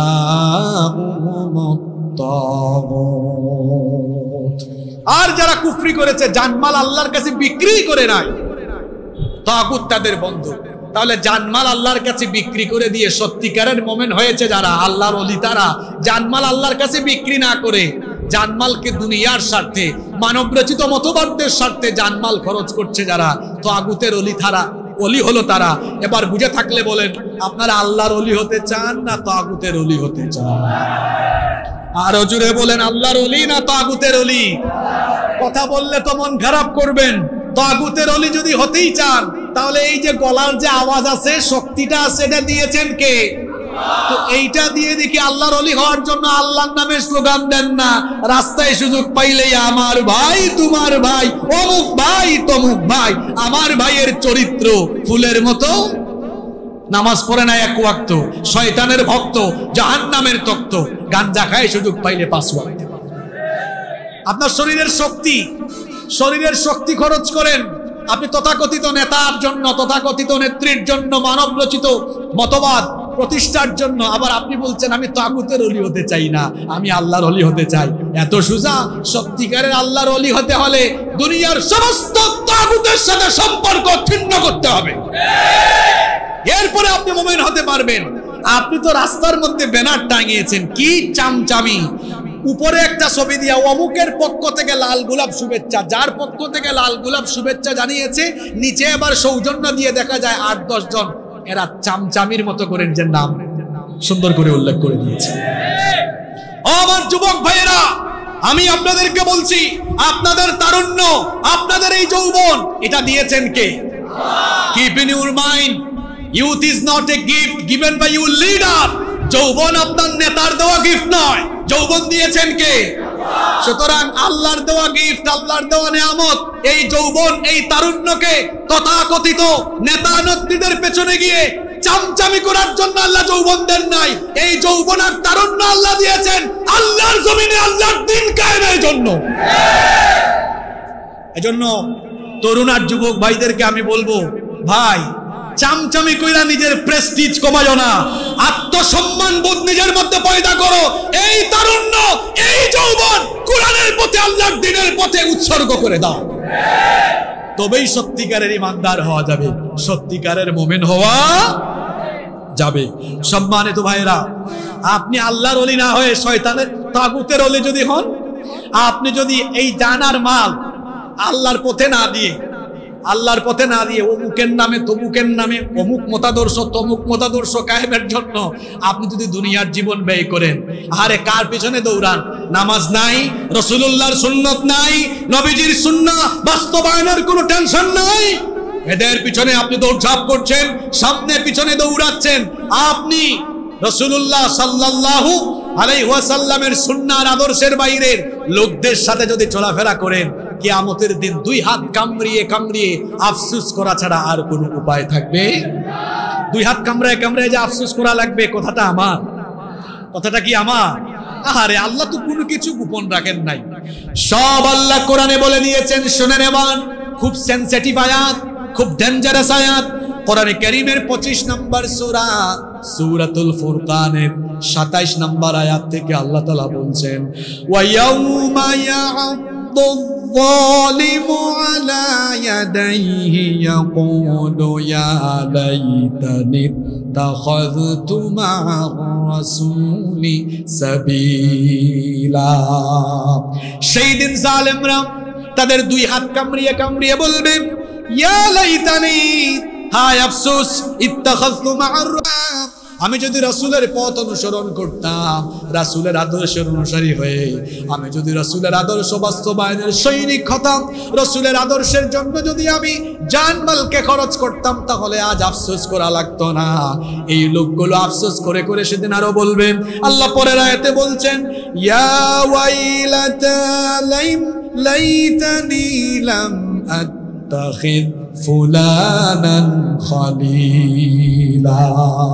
সেই লোকগুলো আফসোস করে করে আরো বলবে, ইয়া ওয়াইলাতা লাইতানি লাম আত্তাখিদ ফুলানান খলিলা।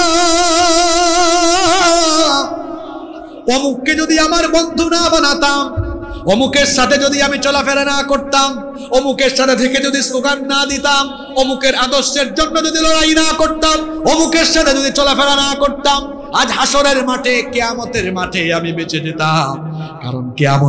কারণ আমি দুনিয়ার জীবনে যাদের সাথে চলাফেরা করেছি তারা কি করেছিল আল্লাহ পরের আয়াতে বলছেন, লাকাদ আদাল্লানি আনিদ যিকরি বা'দা ইয জাআনি ওয়া কানাশ শাইতানু লিল ইনসানি খাযুলা।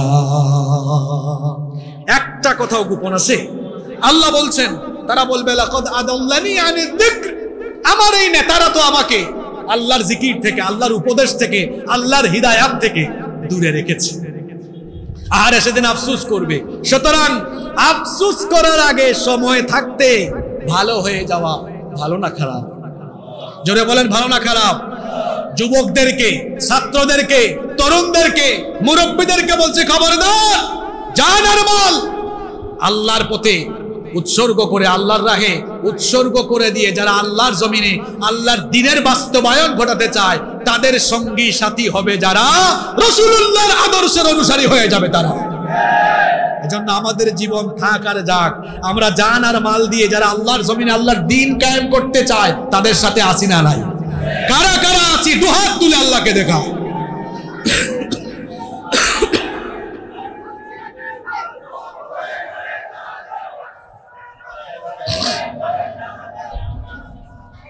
এবার শোনেন, এবার শোনেন, তাদের সাথে না থেকে যারা নবীজির আদর্শ, কোরআনের আদর্শ বাস্তবায়ন করতে চায়, তাদের সাথে না থেকে এর বাহিরে থাকলে পড়ে ওরা আর আপনি উভয়ে কিন্তু কিয়ামতে জাহান্নামের মাঠে আফসোস করা ছাড়া, আর এক পক্ষ আরেক পক্ষকে দোষারোপ করা ছাড়া আর কোনো গতি নাই, উপায়।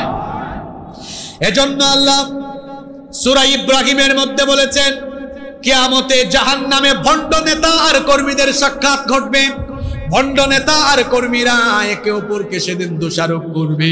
কর্মীরা তাদের নেতাদেরকে আটকিয়ে দিয়ে কি বলবে? আল্লাহ তাআলা কোরআনে কারিমে বড় চমৎকার করে বলছেন, ফাকালা দুআফাউ লিল্লাযীনা ইসতাকবারু ইন্না কুন্না লাকুম তাবাআন ফাহাল আনতুম মুগনুনা আন্না মিন আযাবিল্লাহি মিন শাই।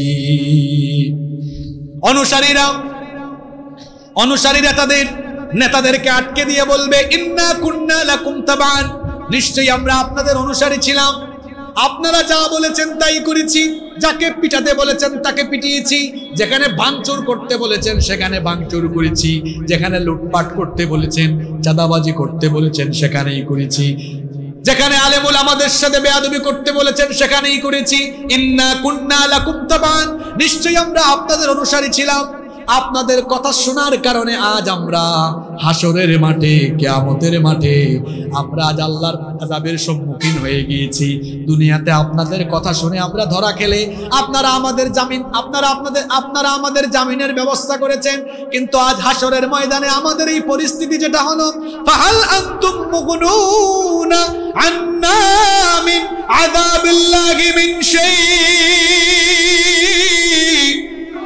আজ কি আল্লাহর আযাব থেকে আমাদেরকে রক্ষা করার জন্য কিছু করতে পারবেন নাকি? নেতারা এবার তাদের কর্মীদেরকে বলবে, ও আমার কর্মীরা লাফায়ও না। এবার নেতারা কর্মীদেরকে, ভণ্ড নেতারা কর্মীদের উদ্দেশ্যে কি বলবে এবার আল্লাহর কোরআন থেকে শুনে।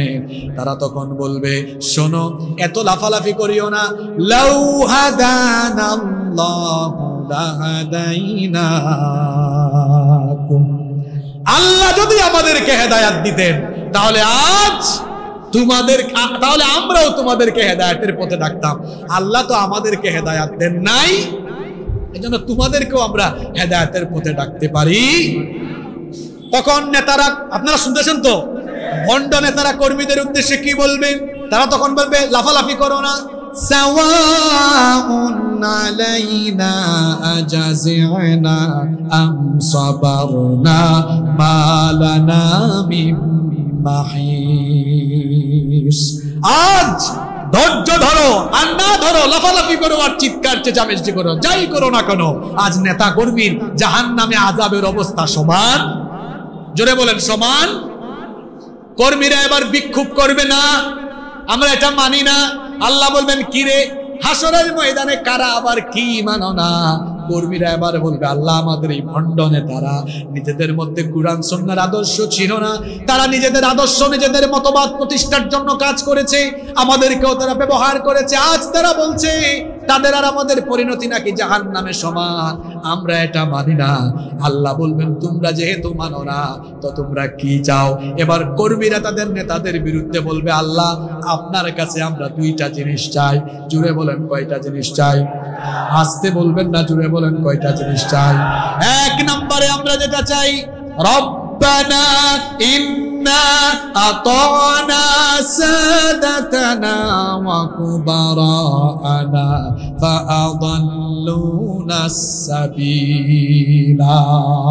এক নম্বরে আমরা যেটা চাই, এরা আমাদেরকে পথভ্রষ্ট করেছিল, সুতরাং আল্লাহ দুনিয়াতে আমাদেরকে ব্যবহার করেছে, সামনে পিছনে চামচার মতো ব্যবহার করেছে। আজকে যেহেতু তাদের কথা মানার কারণে কিয়ামতে জাহান্নামে কঠিন পরিণতি ভোগ করতে হবে, সুতরাং আজকে তারা বলছে আযাব সমান সমান, এটা আমরা চাই না। এক নম্বর চাওয়া হলো এদেরকে আমাদের সামনে দেন, আমাদের সামনে দিলে পরে আমরা তাদের এমন অবস্থা করে ছাড়বো, নাজআলহুমা তাহতা আকদামিনা লিয়াকুনা মিনাল আসফালিন। আমাদের সামনে দেন, বুকের উপরে পাড়ায়া পাড়ায়া, তারপরে আমরা জাহান্নামে যাব। আল্লাহু আকবার। কোন নেতার পিছনে যাও, নামাজ নাই, ইসলাম নাই, সেই নেতাও জাহান্নামী, আপনিও জাহান্নামের পথে। আল্লাহ সামনে দেন, বুকের উপর পাড়াবো। তথাকথিত কোরআন বিরোধী, ইসলাম বিরোধী নেতারা বুঝবে সেদিন ঠেলা, কর্মীদের লাথি গুতা খাওয়া লাগবে। কথা আমার না আল্লাহ? জোরে বলেন, আমার না আল্লাহ? এটা কয় নম্বর চাওয়া? জোরে বলেন। 2 নম্বর চাওয়া, আল্লাহ বলবেন ঠিক আছে আর কি চাও? আল্লাহ 2 নম্বর চাওয়া হলো রব্বানা আতিহিম দি'ফাইনি মিনাল আযাবি ওয়াল আনহুম লা'নান কাবীরা। এদের অনুসারী হয়ে তো জাহান্নামে এসেছি, তারা বলছে আযাব নাকি সমান সমান। নো, সমান সমান না। আল্লাহ আমাদের আবেদন হলো জাহান্নামে আমাদেরকে যে আযাব দিবেন, দি'ফাইনি মিনাল আযাব, আতিহিম দি'ফাইনি মিনাল আযাব, তাদেরকে আমাদের আযাবের ডবল করে আযাব দাও। ও আমার ভাইয়েরা, দুনিয়াতেই তো তারা আপনাদেরকে বিপদে ফেলাইয়া থইয়া চলে যায়, আর আখিরাতে তারা কি আপনার সাথে থাকবে এটা কি আপনি কল্পনা করে?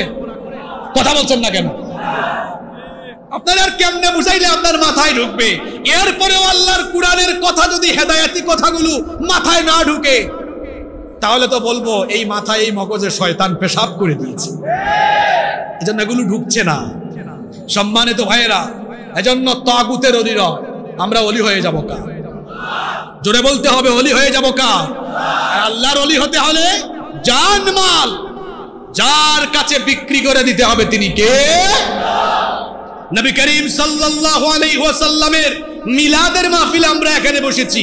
যে নবীর মিলাদ হয়েছিল, যে নবীর আগমন ঘটেছিল এই ধরাতে, সেই নবী এবং তার অনুসারী সাহাবায়ে কেরাম তারা তাদের জান শরীরের সবটুকু শক্তি খরচ করেছেন মানুষের মতবাদ প্রতিষ্ঠায় না আল্লাহর আইন প্রতিষ্ঠায়। আপনি যদি সত্যিকারের আশিকে রাসূল হন, তাহলে আপনাকেও রাসূলুল্লাহ সাল্লাল্লাহু আলাইহি ওয়াসাল্লাম এবং সাহাবীদের আদর্শের অনুসারী হয়ে আপনারও শরীরের সবটুকু শক্তি আল্লাহর জমিনে আল্লাহর দ্বীন কায়েমের জন্য ব্যবহার করতে হবে। তাহলেই আপনি সত্যিকারের আশিকে রাসূল হতে। আর যখন আপনি সত্যিকারের আশিকে রাসূল হয়ে কাদের মতো? সাহাবীদের মতো। আমরা আশিকে রাসূল হব কাদের মতো? না বিভিন্ন দরবারের পীরের মতো? কার মতো?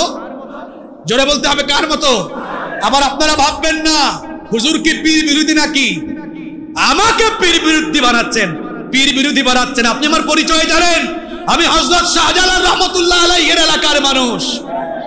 আমার বাড়ি সিলেটে। আমরা পীর আউলিয়া বিরোধী নয়, আমি তো পীর আউলিয়ার এলাকার মানুষ। হযরত শাহজালাল শাহপরান রাহিমাহুমুল্লাহ তাদের এলাকার মানুষ। আপনি পীরদেরকে আমরা শ্রদ্ধা করি, সম্মান করি, মহব্বত করি, ভক্তি করি। তবে সেই পীর যদি শাহজালাল রহমাতুল্লাহ আলাইহির আদর্শে আদর্শিত হয়ে গৌর গোবিন্দের বিরুদ্ধে জিহাদি মনোভাব নিয়ে মুরিদকে আল্লাহর পথে ডাকে, তো সেই সত্যিকারের পীরের সাথে সম্পর্ক রাখতে আমাদের কোনো আপত্তি নাই। আর যারা পীরাকির বেশ ধরে জনগণের টাকা মাজারে আর খানকায় মেরে দিয়ে লুটপাট করে তবারুক, সিন্নি, জিলাপি আর বিরানের ব্যবসা বসায়, সেই সকল ভণ্ড পীরের সাথে আমাদের কোনো সম্পর্ক নাই। পীর যদি শাহজালালের মতো হয়, পীর যদি শাহজালালের মতো হয়, পীর যদি শাহপরান রহমতুল্লাহ আলাইহির মতো হয়, সেই পীরের সাথে থাকতে আমাদের কোনো অসুবিধা আছে? আপনারা শাহজালাল রহমতুল্লাহ আলাইহির ইতিহাস জানেন কি জানেন না? আমি তো সিলেটের মানুষ। আমার পীর শাহজালাল রহমতুল্লাহ আলাইহি গৌর গোবিন্দের বিরুদ্ধে জিহাদ করেছেন। আর এই বাংলাদেশে এমনও পীর আছে রাসূলুল্লাহর ইজ্জত নিয়ে কথা হয়, তার দরবার থেকে একটা কথাও বলে না। এরা কি সত্যিকারের পীর হতে পারে? এরা কি সত্যিকারের আশিক রাসূল হতে পারে? আমরা সবাই রাসূলকে সাল্লাল্লাহু আলাইহি ওয়াসাল্লামকে আমাদের জানের চাইতে, জীবনের চাইতে বেশি মহব্বত করি। আমরা আমাদের রাসূলের ইজ্জতের জন্য, আমরা আমাদের নবীর সম্মানের জন্য রক্ত জীবন দিয়ে আমরা শহীদি ঈদগাহে শামিল হয়ে যেতে পারি। আমরা কি পারি না? কারণ আমরা আমাদের জীবনের সব চাইতে, আমরা আমাদের জীবনের চাইতেও যাকে বেশি ভালোবাসি তিনি রাহমাতাল লিল আলামিন, আমাদের প্রিয় নবী মুহাম্মদুর রাসূলুল্লাহ। সকলে পড়েন সাল্লাল্লাহু। বলছিলাম মুমিন তো তারা জানমাল আল্লাহর পথে, আল্লাহর কাছে বিক্রি করে দিয়ে ইউকাতিলুনা ফি সাবিলিল্লাহ, এই পথে লড়াই করে যারা। এখন এই পথে থাকলে, এই পথে থাকলে ফুলের মালা, ওয়েলকাম, সেলিব্রেশন আসবে নাকি বাধা বিপত্তি আসবে? কথায় আছে শেষ ভালো যার সব ভালো তার। আমরা শেষের পয়েন্টে চলে এসেছি। আমরা কি আর কয়েক মিনিট মনোযোগী থাকতে পারবো নাকি মোনাজাত দিয়ে দিব? কয়েক মিনিট থাকা যাবে? বলি ইনশাআল্লাহ।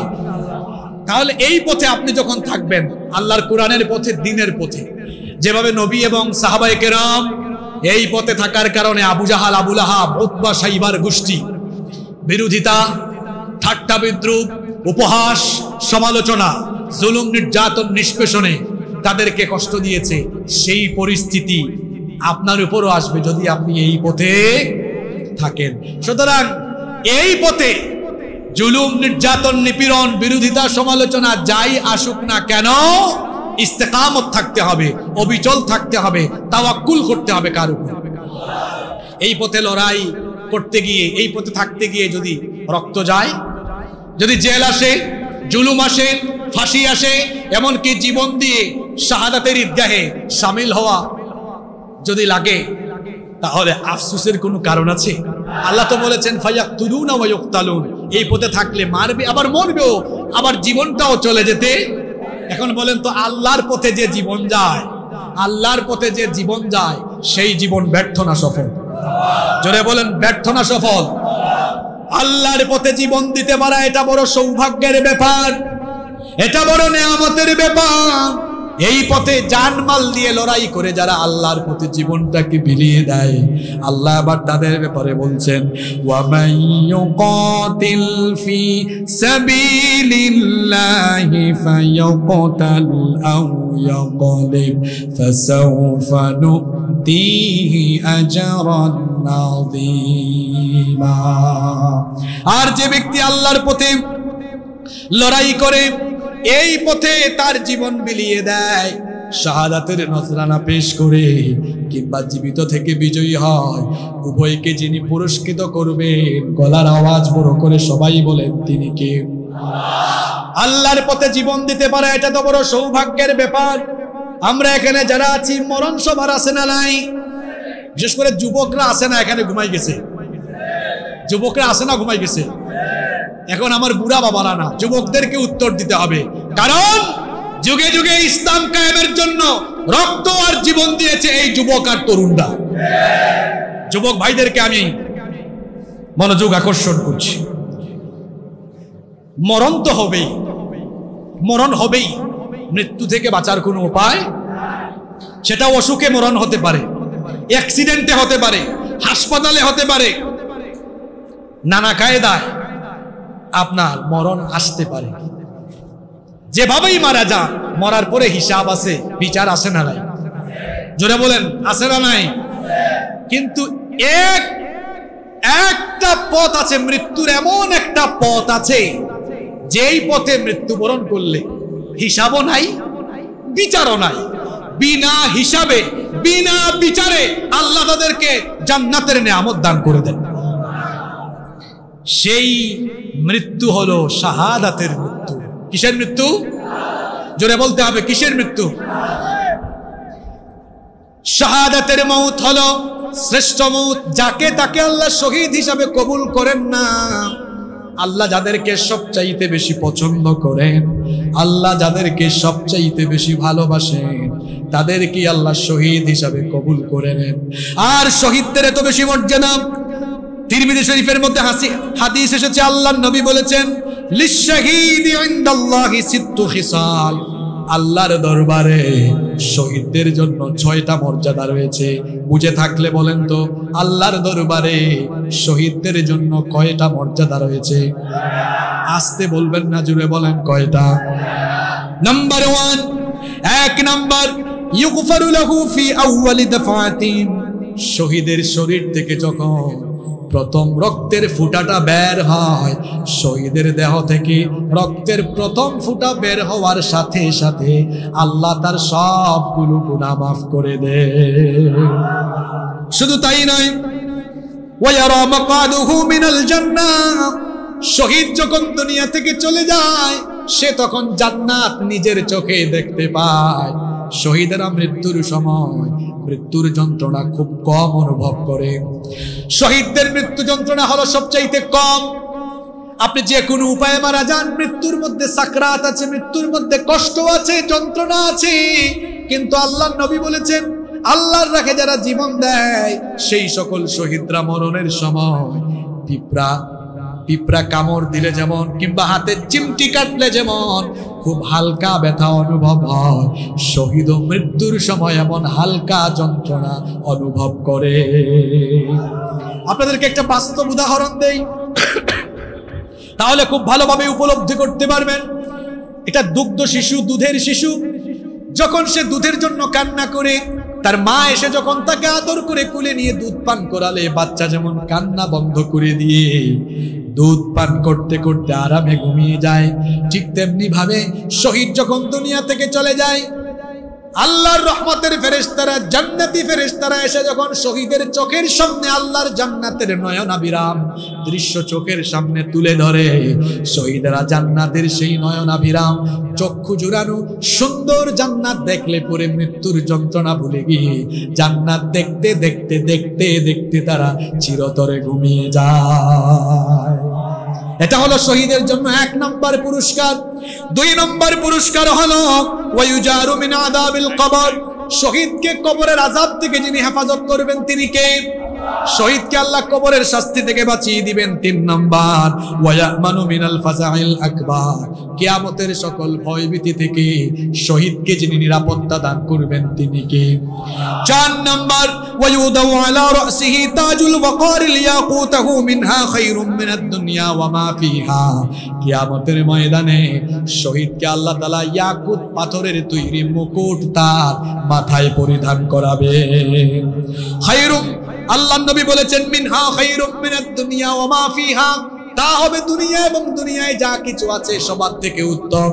শহীদের 5 নম্বর পুরস্কার হলো আল্লাহ নবী বলেছেন ওয়ায়ুযাওয়াজু ইসনাতাইনি ওয়া সাবঈনা যাওজা, শহীদদেরকে আল্লাহ তাআলা 72 জন জান্নাতি হুরের সাথে বিবাহ দিবে। 6 এবং সর্বশেষ হলো শহীদদের জন্য আল্লাহ তাআলা বলছেন ওয়ায়ুশাফাউ ফি 70 মিন আকারিবিহি, তার নিকটাত্মীয় আত্মীয় স্বজনের থেকে কমপক্ষে 70 জনের জন্য শহীদ আল্লাহর দরবারে সুপারিশ করতে পারবে। শহীদদেরকে এই ধরনের মর্যাদা যিনি দিয়েছেন সবাই বলেন তিনি কে? আল্লাহ। শহীদদের হিসাব নাই, বিচার নাই, বিনা বিচারে বিনা হিসাবে জান্নাত। এই জন্যই তো আল্লাহর নবীর সাহাবীরা দুনিয়ার সমস্ত কিছুর চাইতে শাহাদাতের মউতকে তারা সবার চাইতে বেশি প্রাধান্য দিতেন। আল্লাহু আকবার। আপনার ফিলিংস আর সাহাবীদের ফিলিংস একরকম নয়। আরে এমনও সাহাবী আছেন বাসর ঘরে নতুন বউ রেখে গিয়ে শাহাদাতের তামান্না নিয়ে গিয়ে শহীদ হয়েছেন। আল্লাহু আকবার। আমরা কি করি? আমরা বিয়ে করার সময় অফিস থেকে ছুটি নেই, বস নতুন বউ বিয়ে করছি 15 দিন অফিসে আসতে পারে। কেউ কেউ তো আছে বিয়ে করার পরে 2 দিন 3 দিন 1 সপ্তাহ বউয়ের আসলের তলা থেকেও বের হয় না। হাসতেছেন আপনারা, কথা বাস্তব না অবাস্তব? বলেন বাস্তব না অবাস্তব? এটা হলো আমাদের সমাজের কিছু মানুষের ফিলিংস। আর যারা তাদের জানমাল আল্লাহর কাছে বিক্রি করে দিয়েছে, জান আল্লাহর পথে দেওয়ার সুযোগ পাওয়া মাত্রই গোটা দুনিয়ার সমস্ত কিছুকে ছুঁড়ে ফেলে দিয়ে তারা শাহাদাতকে গ্রহণ করে নিয়েছে। আল্লাহু আকবার। এমনই তো সাহাবী ছিলেন হানজালা রাদিয়াল্লাহু আনহু, যিনি বাসর ঘর থেকে গিয়ে শহীদ হয়েছেন, যাকে বলা হয় গাসাসুল মালাইকা, যার গোসল দুনিয়ার মানুষ নয়, যার গোসল আল্লাহর ফেরেশতারা দিয়েছে। এরকম সাহাবী ছিলেন মুতার যুদ্ধের শহীদ আব্দুল্লাহ বিন রাওয়াহা। যুবকরা আছে না ঘুমিয়ে গেছে? যুবকরা আছে তো? আরেকজন কুচকুচে কালো, যার গায়ের চামড়া ছিল কুচকুচে কালো, এরকম একজন সাহাবী মদিনার বিখ্যাত শ্রেষ্ঠ আনসারীর সুন্দরী কন্যাকে বিবাহ করে বাসর ঘর থেকে শাহাদাতের তামান্না নিয়ে গিয়ে শহীদ হয়ে জীবন দিয়েছেন। আল্লাহু আকবার। তার নাম কি? তার নাম হলো জুলাইবিব রাদিয়াল্লাহু আনহু। নাম কি? অনেকে নামও শুনেন নাই। ছাত্র ভাইরা, তরুণ ভাইরা, যুবক ভাইরা আপনারা আছেন তো? আমি আর বেশিক্ষণ কথা বলবো না, বড়জোর 10 থেকে 12 মিনিট। এই 10-12 মিনিট মনোযোগ থাকবে তো আপনাদের? আমি কি জুলাইবিবের ঘটনাটা বলবো? আমার ছাত্র তরুণ যুবক ভাইয়েরা, আমিও তো যুবক মানুষ, আমাদের মতোই যুবক ছিলেন আল্লাহর নবীর সাহাবী হযরতে জুলাইবিব রাদিয়াল্লাহু আনহু। অখ্যাত বংশের একজন ব্যক্তি, তার গায়ের চামড়া ছিল কুচকুচে কালো, অত্যন্ত বেটে প্রকৃতির ছিলেন। তার আরেকটা নাম ছিল দামিম। আরবিতে দামিম শব্দের অর্থ হলো কুৎসিত চেহারার অধিকারী। তিনি এত গরিব মানুষ ছিলেন, তিনি রাসূলুল্লাহ পড়েন সাল্লাল্লাহু আলাইহি ওয়াসাল্লামের আহলে সুফফার মধ্যে থাকতেন। আসমান ছিল তার শামিয়ানা, মাটি ছিল তার বিছানা, আর পরনের যে ছেঁড়া স্যান্ডেল ছিল, জুতা ছিল, সেইটা ছিল তার মাথার বালিশ। আহলে সুফফার এক কোণার মধ্যে এভাবে তিনি থাকতেন। আহারে, সেই সাহাবী এমন ছিলেন, পানি পানের একটা পাত্রও ছিল না। হাদিসের মধ্যে এসেছে 2 হাতের অঞ্জলি দিয়ে তিনি কুয়া বা নল থেকে পানি পান করতেন। যখন কেউ খাবার খেয়ে উচ্ছিষ্ট ফেলে দিত, সেটাকেই তিনি গ্রহণ করতেন। এই রকমের একজন সাহাবী ছিলেন আমার আপনার মতো তরুণ যুবক হযরতে জুলাইবিব রাদিয়াল্লাহু আনহু। অখ্যাত বংশের মানুষ হওয়ায় অন্যান্য সাহাবীরা কেউ খুব একটা চিনতেন না, তার ব্যাপারে খুব একটা জানতেন না। নবী করিম, সবাই আমার সাথে মহব্বতে বলেন সাল্লাল্লাহু আলাইহি ওয়াসাল্লাম, তিনি একদিন মসজিদে নববীতে সাহাবীদেরকে নিয়ে বসে আছেন। এমন সময় জুলাইবিব রাদিয়াল্লাহু আনহু পাশ দিয়ে হেঁটে যাচ্ছেন। নবীজি তখন সাহাবীদেরকে বললেন, আমার সাহাবীরা এই যে হেঁটে যায় তাকে কি তোমরা চেনো? অখ্যাত বংশের মানুষ হওয়ায় সবাই বললেন না, তাকে আমরা চিনি না, তার ব্যাপারে জানি না। শুনেন, নেতৃত্বের গুণাবলী সম্পন্ন ব্যক্তির কেমন হওয়া দরকার। আমার নবীর ভেতরে নেতৃত্বের এমন গুণাবলী ছিল, তিনি সর্বনিম্ন পর্যায়ের একজন কর্মীরও খবর তার কাছে রাখতেন। নবীজি সাহাবীদেরকে বললেন, তোমরা আমার এই সাহাবীকে না চিনলেও আমি তাকে ঠিকই চিনি, তার খবর আমার কাছে আছে। শোনো, সে হলো আমার প্রিয় সাহাবী জুলাইবিব। সুবহানাল্লাহ। নবীজি জুলাইবিবকে ডাকলেন, ইয়া জুলাইবিব, হে জুলাইবিব, আলা তাতাযাওয়াজ, তুমি তো যুবক হয়ে গেলে, তুমি কি বিয়ে করবে না? জুলাইবিব তখন বললেন, এই মদিনায় এমন কোন বাবা মা আছে যে তার বাবা মাকে জুলাইবিবের মতো কুৎসিত কালো চেহারার অধিকারী, পেটে এবং কুৎসিত কালো সহায় সম্বলহীন গরিব সহায় জুলাইবিবের সাথে তার মেয়ের বিবাহ দিবে? মদিনায় তো আমার জানা মতে এমন কোনো পিতা মাতা নাই। আমি আখিরাতের অপেক্ষায় আছি। এই কথা বলে তিনি চলে গেলেন। নবীজি দ্বিতীয় দিন জুলাইবিবকে একই রকমের প্রশ্ন করলেন। জুলাইবিব একই রকমের উত্তর দিলেন। নবীজি তৃতীয় দিন জুলাইবিবকে সেম কোশ্চেন করলেন। জুলাইবিব সেম আনসার করলেন, একই রকমের উত্তর দিলেন। তৃতীয় দিন নবীজি এবার বললেন, ইয়া জুলাইবিব, হে জুলাইবিব, তুমি শোনো, আমার অমুক আনসারী সাহাবীর বাড়িতে চলে যাও, গিয়ে বলো আল্লাহর রাসূল প্রস্তাব দিয়েছেন আপনাদের মেয়ে আমার সাথে বিবাহ দেওয়ার জন্য। জুলাইবিব রাদিয়াল্লাহু আনহু রাসূল করিম সাল্লাল্লাহু আলাইহি ওয়াসাল্লামের এই কথা শুনে ওই আনসারী সাহাবীর বাড়িতে চলে গেলেন। গিয়ে তিনি ওই আনসারী সাহাবীর বাড়ির দরজার মধ্যে নক করলেন। আনসারী সাহাবী দরজা খুলে দিলেন। আনসারী সাহাবী বললেন, কে আপনি? জুলাইবিব তখন বললেন, আমি জুলাইবিব। আনসারী সাহাবী জিজ্ঞেস করলেন, কেন এসেছেন, কি প্রয়োজনে এসেছেন? তিনি বললেন, রাসূল করিম সাল্লাল্লাহু আলাইহি ওয়াসাল্লাম আমাকে পাঠিয়েছেন। এই কথা শোনা মাত্রই আনসারী সাহাবী ভাবলেন, রাসূল যেহেতু পাঠিয়েছেন, তিনি আমার কাছে সম্মানিত মেহমান। সঙ্গে সঙ্গে তাকে ঘরের ভেতরে ঢুকালেন। এরপরে বললেন, বলেন রাসূল কেন পাঠালেন? জুলাইবিব তখন বললেন, নবী করিম সাল্লাল্লাহু আলাইহি ওয়াসাল্লাম আপনার মেয়ের বিবাহের প্রস্তাব দিয়ে পাঠিয়েছেন। আনসারী সাহাবী ভাবলেন, সম্ভবত নবীজি সাল্লাল্লাহু আলাইহি ওয়াসাল্লাম নিজে বিয়ে করার জন্য প্রস্তাবটা দিয়েছেন। তিনি বললেন, আমার নবী যদি আমার মেয়েকে বিয়ে করতে চান, আমার কোনো আপত্তি নাই, আমি রাজি আছি। জুলাইবিব বললেন, না, রাসূল নিজের জন্য প্রস্তাব দেন নাই, রাসূল প্রস্তাব দিয়েছেন আমার জন্য। জুলাইবিবের সাথে আপনার মেয়ের বিয়ে দিবেন। এই কথা শোনা মাত্রই ওই আনসারী সাহাবী নীরব হয়ে গেলেন। তাকিয়ে দেখলেন ধুলোমলিনযুক্ত বদন, ধুলোমলিনযুক্ত চেহারা, উস্কো খুস্কো চুল নিয়ে অত্যন্ত কালো কুচকুচে কালো চামড়ার অধিকারী পেটে জুলাইবিব এসেছেন, যার শরীরের মধ্যে ভালো কোনো কাপড় চোপড় নাই, ছেঁড়া কাপড় চোপড়। অখ্যাত বংশের একজন ব্যক্তি কেমনে তার মেয়েকে ওই ছেলের কাছে বিয়ে দিবেন? আবার নবীজির প্রস্তাব সরাসরি নাও করতে পারছেন না। কিং কর্তব্য বিমূঢ় হয়ে গেলেন। তিনি বললেন, ঠিক আছে, আপনি বসেন, আমি আমার বিবির সাথে পরামর্শ করি। দেখবেন বিয়ে শাদীর প্রস্তাব আসলে পুরুষের চাইতে মহিলারা বেশি নাক গলায়, ঠিক না? তিনি ভেতরে গেলেন, তার স্ত্রীর সাথে পরামর্শ করলেন।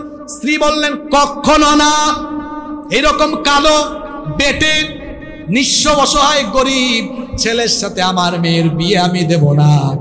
মা বাবার কথোপকথন ঘরের ভেতর থেকে তাদের সুন্দরী মেয়ে সব শুনে ফেললেন।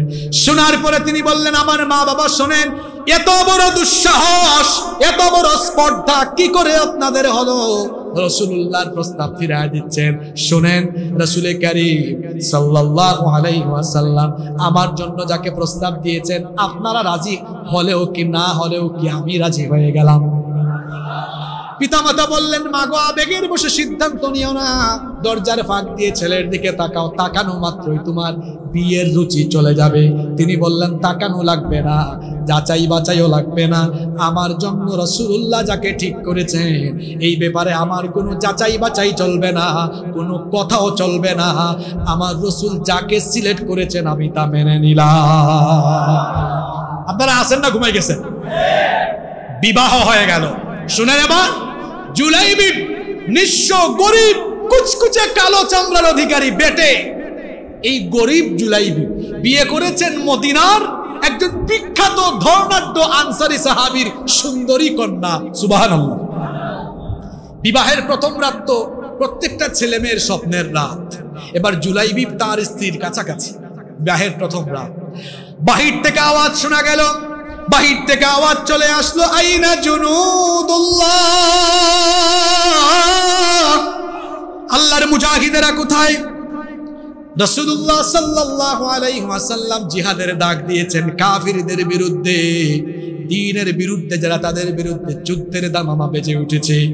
এই কথা শোনা মাত্রই বর্ণনাকারী সাহাবী বলছেন, তীরের ফলা থেকে যেমন ধনুক ছুটে যায়, ঠিক তেমনি ভাবে জুলাইবিব রাদিয়াল্লাহু আনহু তার নতুন বিবাহিত এই স্ত্রীকে, নতুন বিবাহিত স্ত্রীর কাছ থেকে এমন দ্রুত গতিতে বিদায় নিয়ে, শাহাদাতের তামান্না নিয়ে জিহাদের ময়দানে তিনি দ্রুত গতিতে চলে যেতে লাগলেন। আল্লাহু আকবার।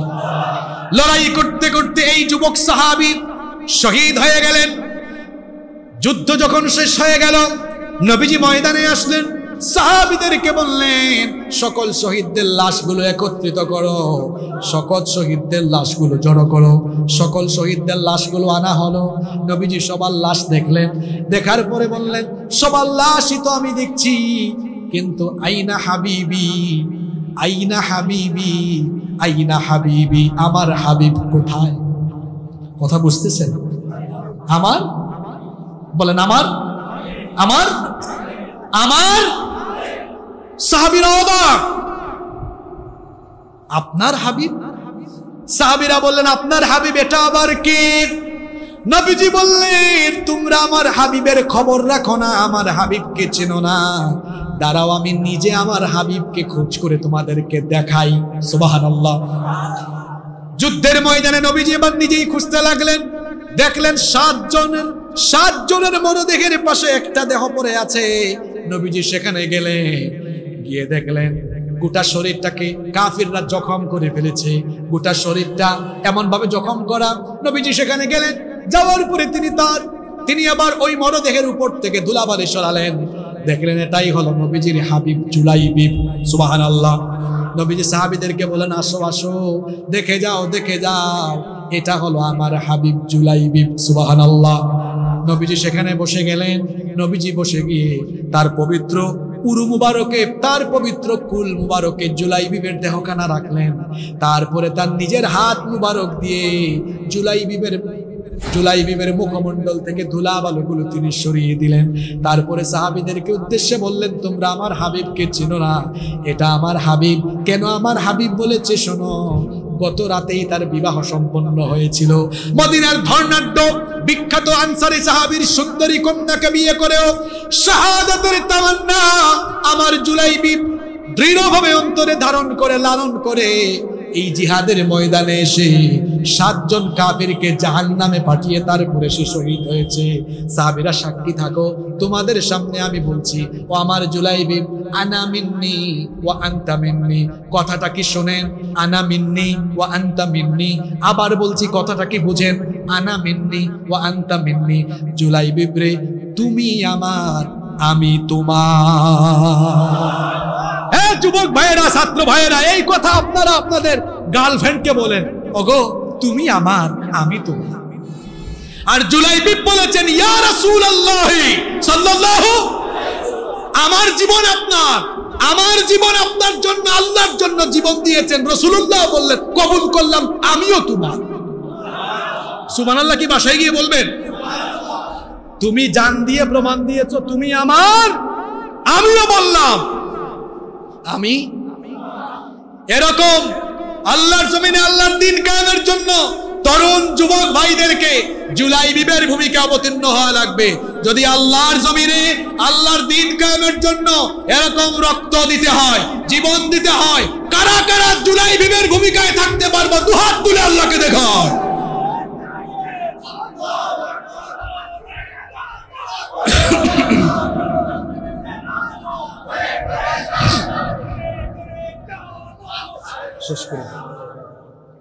মরতেই হবে যখন শহীদ মরণ দিও আমাকে, মরতেই হবে যখন শহীদ মরণ দিও আমাকে। শাহাদাত জানি শুধুই জীবন, সে মরণ দিও আমাকে, মরতেই হবে যখন শহীদ মরণ দিও আমাকে। আমাকে শহীদ করে সেই মিছিলে শামিল করে নিও, যেই মিছিলের নেতা আমির হামজা, খুবাইব খাব্বাব আল্লাহর ছিল যারা অতি প্রিয়, শহীদ করে নিও। আমাকে শহীদ করে সেই মিছিলে শামিল করে নিও, যেই মিছিলের নেতা আমির হামজা, খুবাইব খাব্বাব আল্লাহর ছিল যারা অতি প্রিয়, শহীদ করে নিও। বলেন আমিন। শাহাদাতের তামান্না যদি অন্তরে থাকে, শহীদ না হয়েও যদি আপনি বিছানায় মারা যান, শহীদ তামান্না রাখার কারণে শাহাদাতের মর্যাদা তিনি দিবেন, তিনি কি? এজন্য আল্লাহর নবী বলেছেন, মান সাআলাল্লাহু শাহাদাতা বিসিদকিন বাল্লাগাহুল্লাহু মানাজিলাশ শুহাদা'i ওয়া ইম্মাতা আলা ফিরাশিহি। নবীজি বলেছেন, যে ব্যক্তি তার দিলের মধ্যে শাহাদাতের তামান্না রাখবে, সেই ব্যক্তি যদি শহীদ না হয়ে বিছানায়ও মারা যায়, অন্তরে শাহাদাতের তামান্না থাকার কারণে আল্লাহ তাআলা তাকে শাহাদাতের মর্যাদা দান করে দিবেন। এই জন্য শহীদ মৃত্যুর তামান্না আমরা দিলে রাখবো, আল্লাহ যেন কবুল করে নেন। বলেন আমিন। আল্লাহ আবার বলছেন, জান মাল এভাবে যদি আল্লাহর রাহে বিক্রি করে দেওয়ার জন্য তোমরা প্রস্তুত থাকো, তাহলে তোমাদের মতো মুমিনদের জন্য জান্নাত যিনি রেখে দিয়েছেন, গলার আওয়াজ বড় করে সবাই বলেন তিনি কে? আল্লাহ আবার বলছেন, এই ওয়াদাটা আমার কেমন ওয়াদা শোনো। ওয়াদান আলাইহি ফিত ওয়াদান আলাইহি হাক্কান ফিত তাওরাতি ওয়াল ইনজিলি ওয়াল কুরআন। এই সকল মুমিনদেরকে আমি যে জান্নাত দিব, এই ওয়াদা তাওরাতেও করেছি, ইনজিলেও করেছি, এখন কুরআনেও করছি। সুবহানাল্লাহ। ওয়া মান আনফা বিআহদিহি মিনাল্লাহ। আর নিজ ওয়াদা পূরণে আল্লাহর চাইতে কি অধিকতর উত্তম কেউ হতে পারে? ওয়ামান আসদাকু মিনাল্লাহি কিলা। আল্লাহর চাইতে অধিকতর সত্য কথা আর কারো হতে পারে? ইন্না ওয়াদাকুম ওয়াদাল হক। নিশ্চয়ই তোমাদের সাথে আল্লাহর ওয়াদা সত্য, আল্লাহ তার ওয়াদার বাস্তবায়ন ঘটাবেনই ঘটাবেন, এতে কোনো সন্দেহ। সুতরাং ফাস্তাবশিরু বিবাইইকুমুল্লাযী বায়াতুম বিহি। তোমাদের জান এবং মাল আল্লাহর কাছে বিক্রি করে দেওয়ার এই যে কেনা বেচার সওদা করার নিয়ত তোমরা যারা করে ফেলেছো, জান মাল বিক্রি যারা করে দিবা, শোনো শোনো, তোমাদেরকে আমি আল্লাহ সুসংবাদ দিচ্ছি, তোমরা সুসংবাদ গ্রহণ করো। সুবহানাল্লাহ। যালিকা হুয়াল ফাউজুল আযীম। আর এটাই হচ্ছে সবচেয়ে বড় সফলতা। আচ্ছা বলেন তো, আল্লাহর জান্নাত পাওয়ার চাইতে উত্তম কোন সফলতা আর হতে পারে? আল্লাহ বলেছেন ফামান যুহজিহা আনিন নার ওয়া উদখিলাল জান্নাতা ফাকাদ ফাজ, যাদেরকে আল্লাহ জাহান্নামের আগুন থেকে বাঁচিয়ে জান্নাত দিয়েছেন তারাই হলো সফলকাম। সুবহানাল্লাহ। তাহলে প্রকৃত মুমিন কারা? জানমালকে আল্লাহর কাছে সুপর্দ করে দেয় যারা। আমরা আমাদের জানমাল আল্লাহর কাছে বিক্রি করে দিতে পারবো তো? পারবো তো? তাহলে আমরা সত্যিকারের মুমিন হব। এর বিনিময়ে, এর পরিণতিতে পুরস্কার হিসাবে আমাদেরকে জান্নাত যিনি দান করবেন তিনি কি? আল্লাহ আমাদেরকে প্রকৃত মুমিন হয়ে জানমাল তার পথে কুরবানি করে আল্লাহর জমিনে আল্লাহর দ্বীন কায়েমের আন্দোলনে শামিল হওয়ার তৌফিক দান করে দাও। আল্লাহ আমাদেরকে তোমার কোরআনের পথে, কোরআনের আন্দোলনের পথে শামিল করে দাও, বলি আমিন।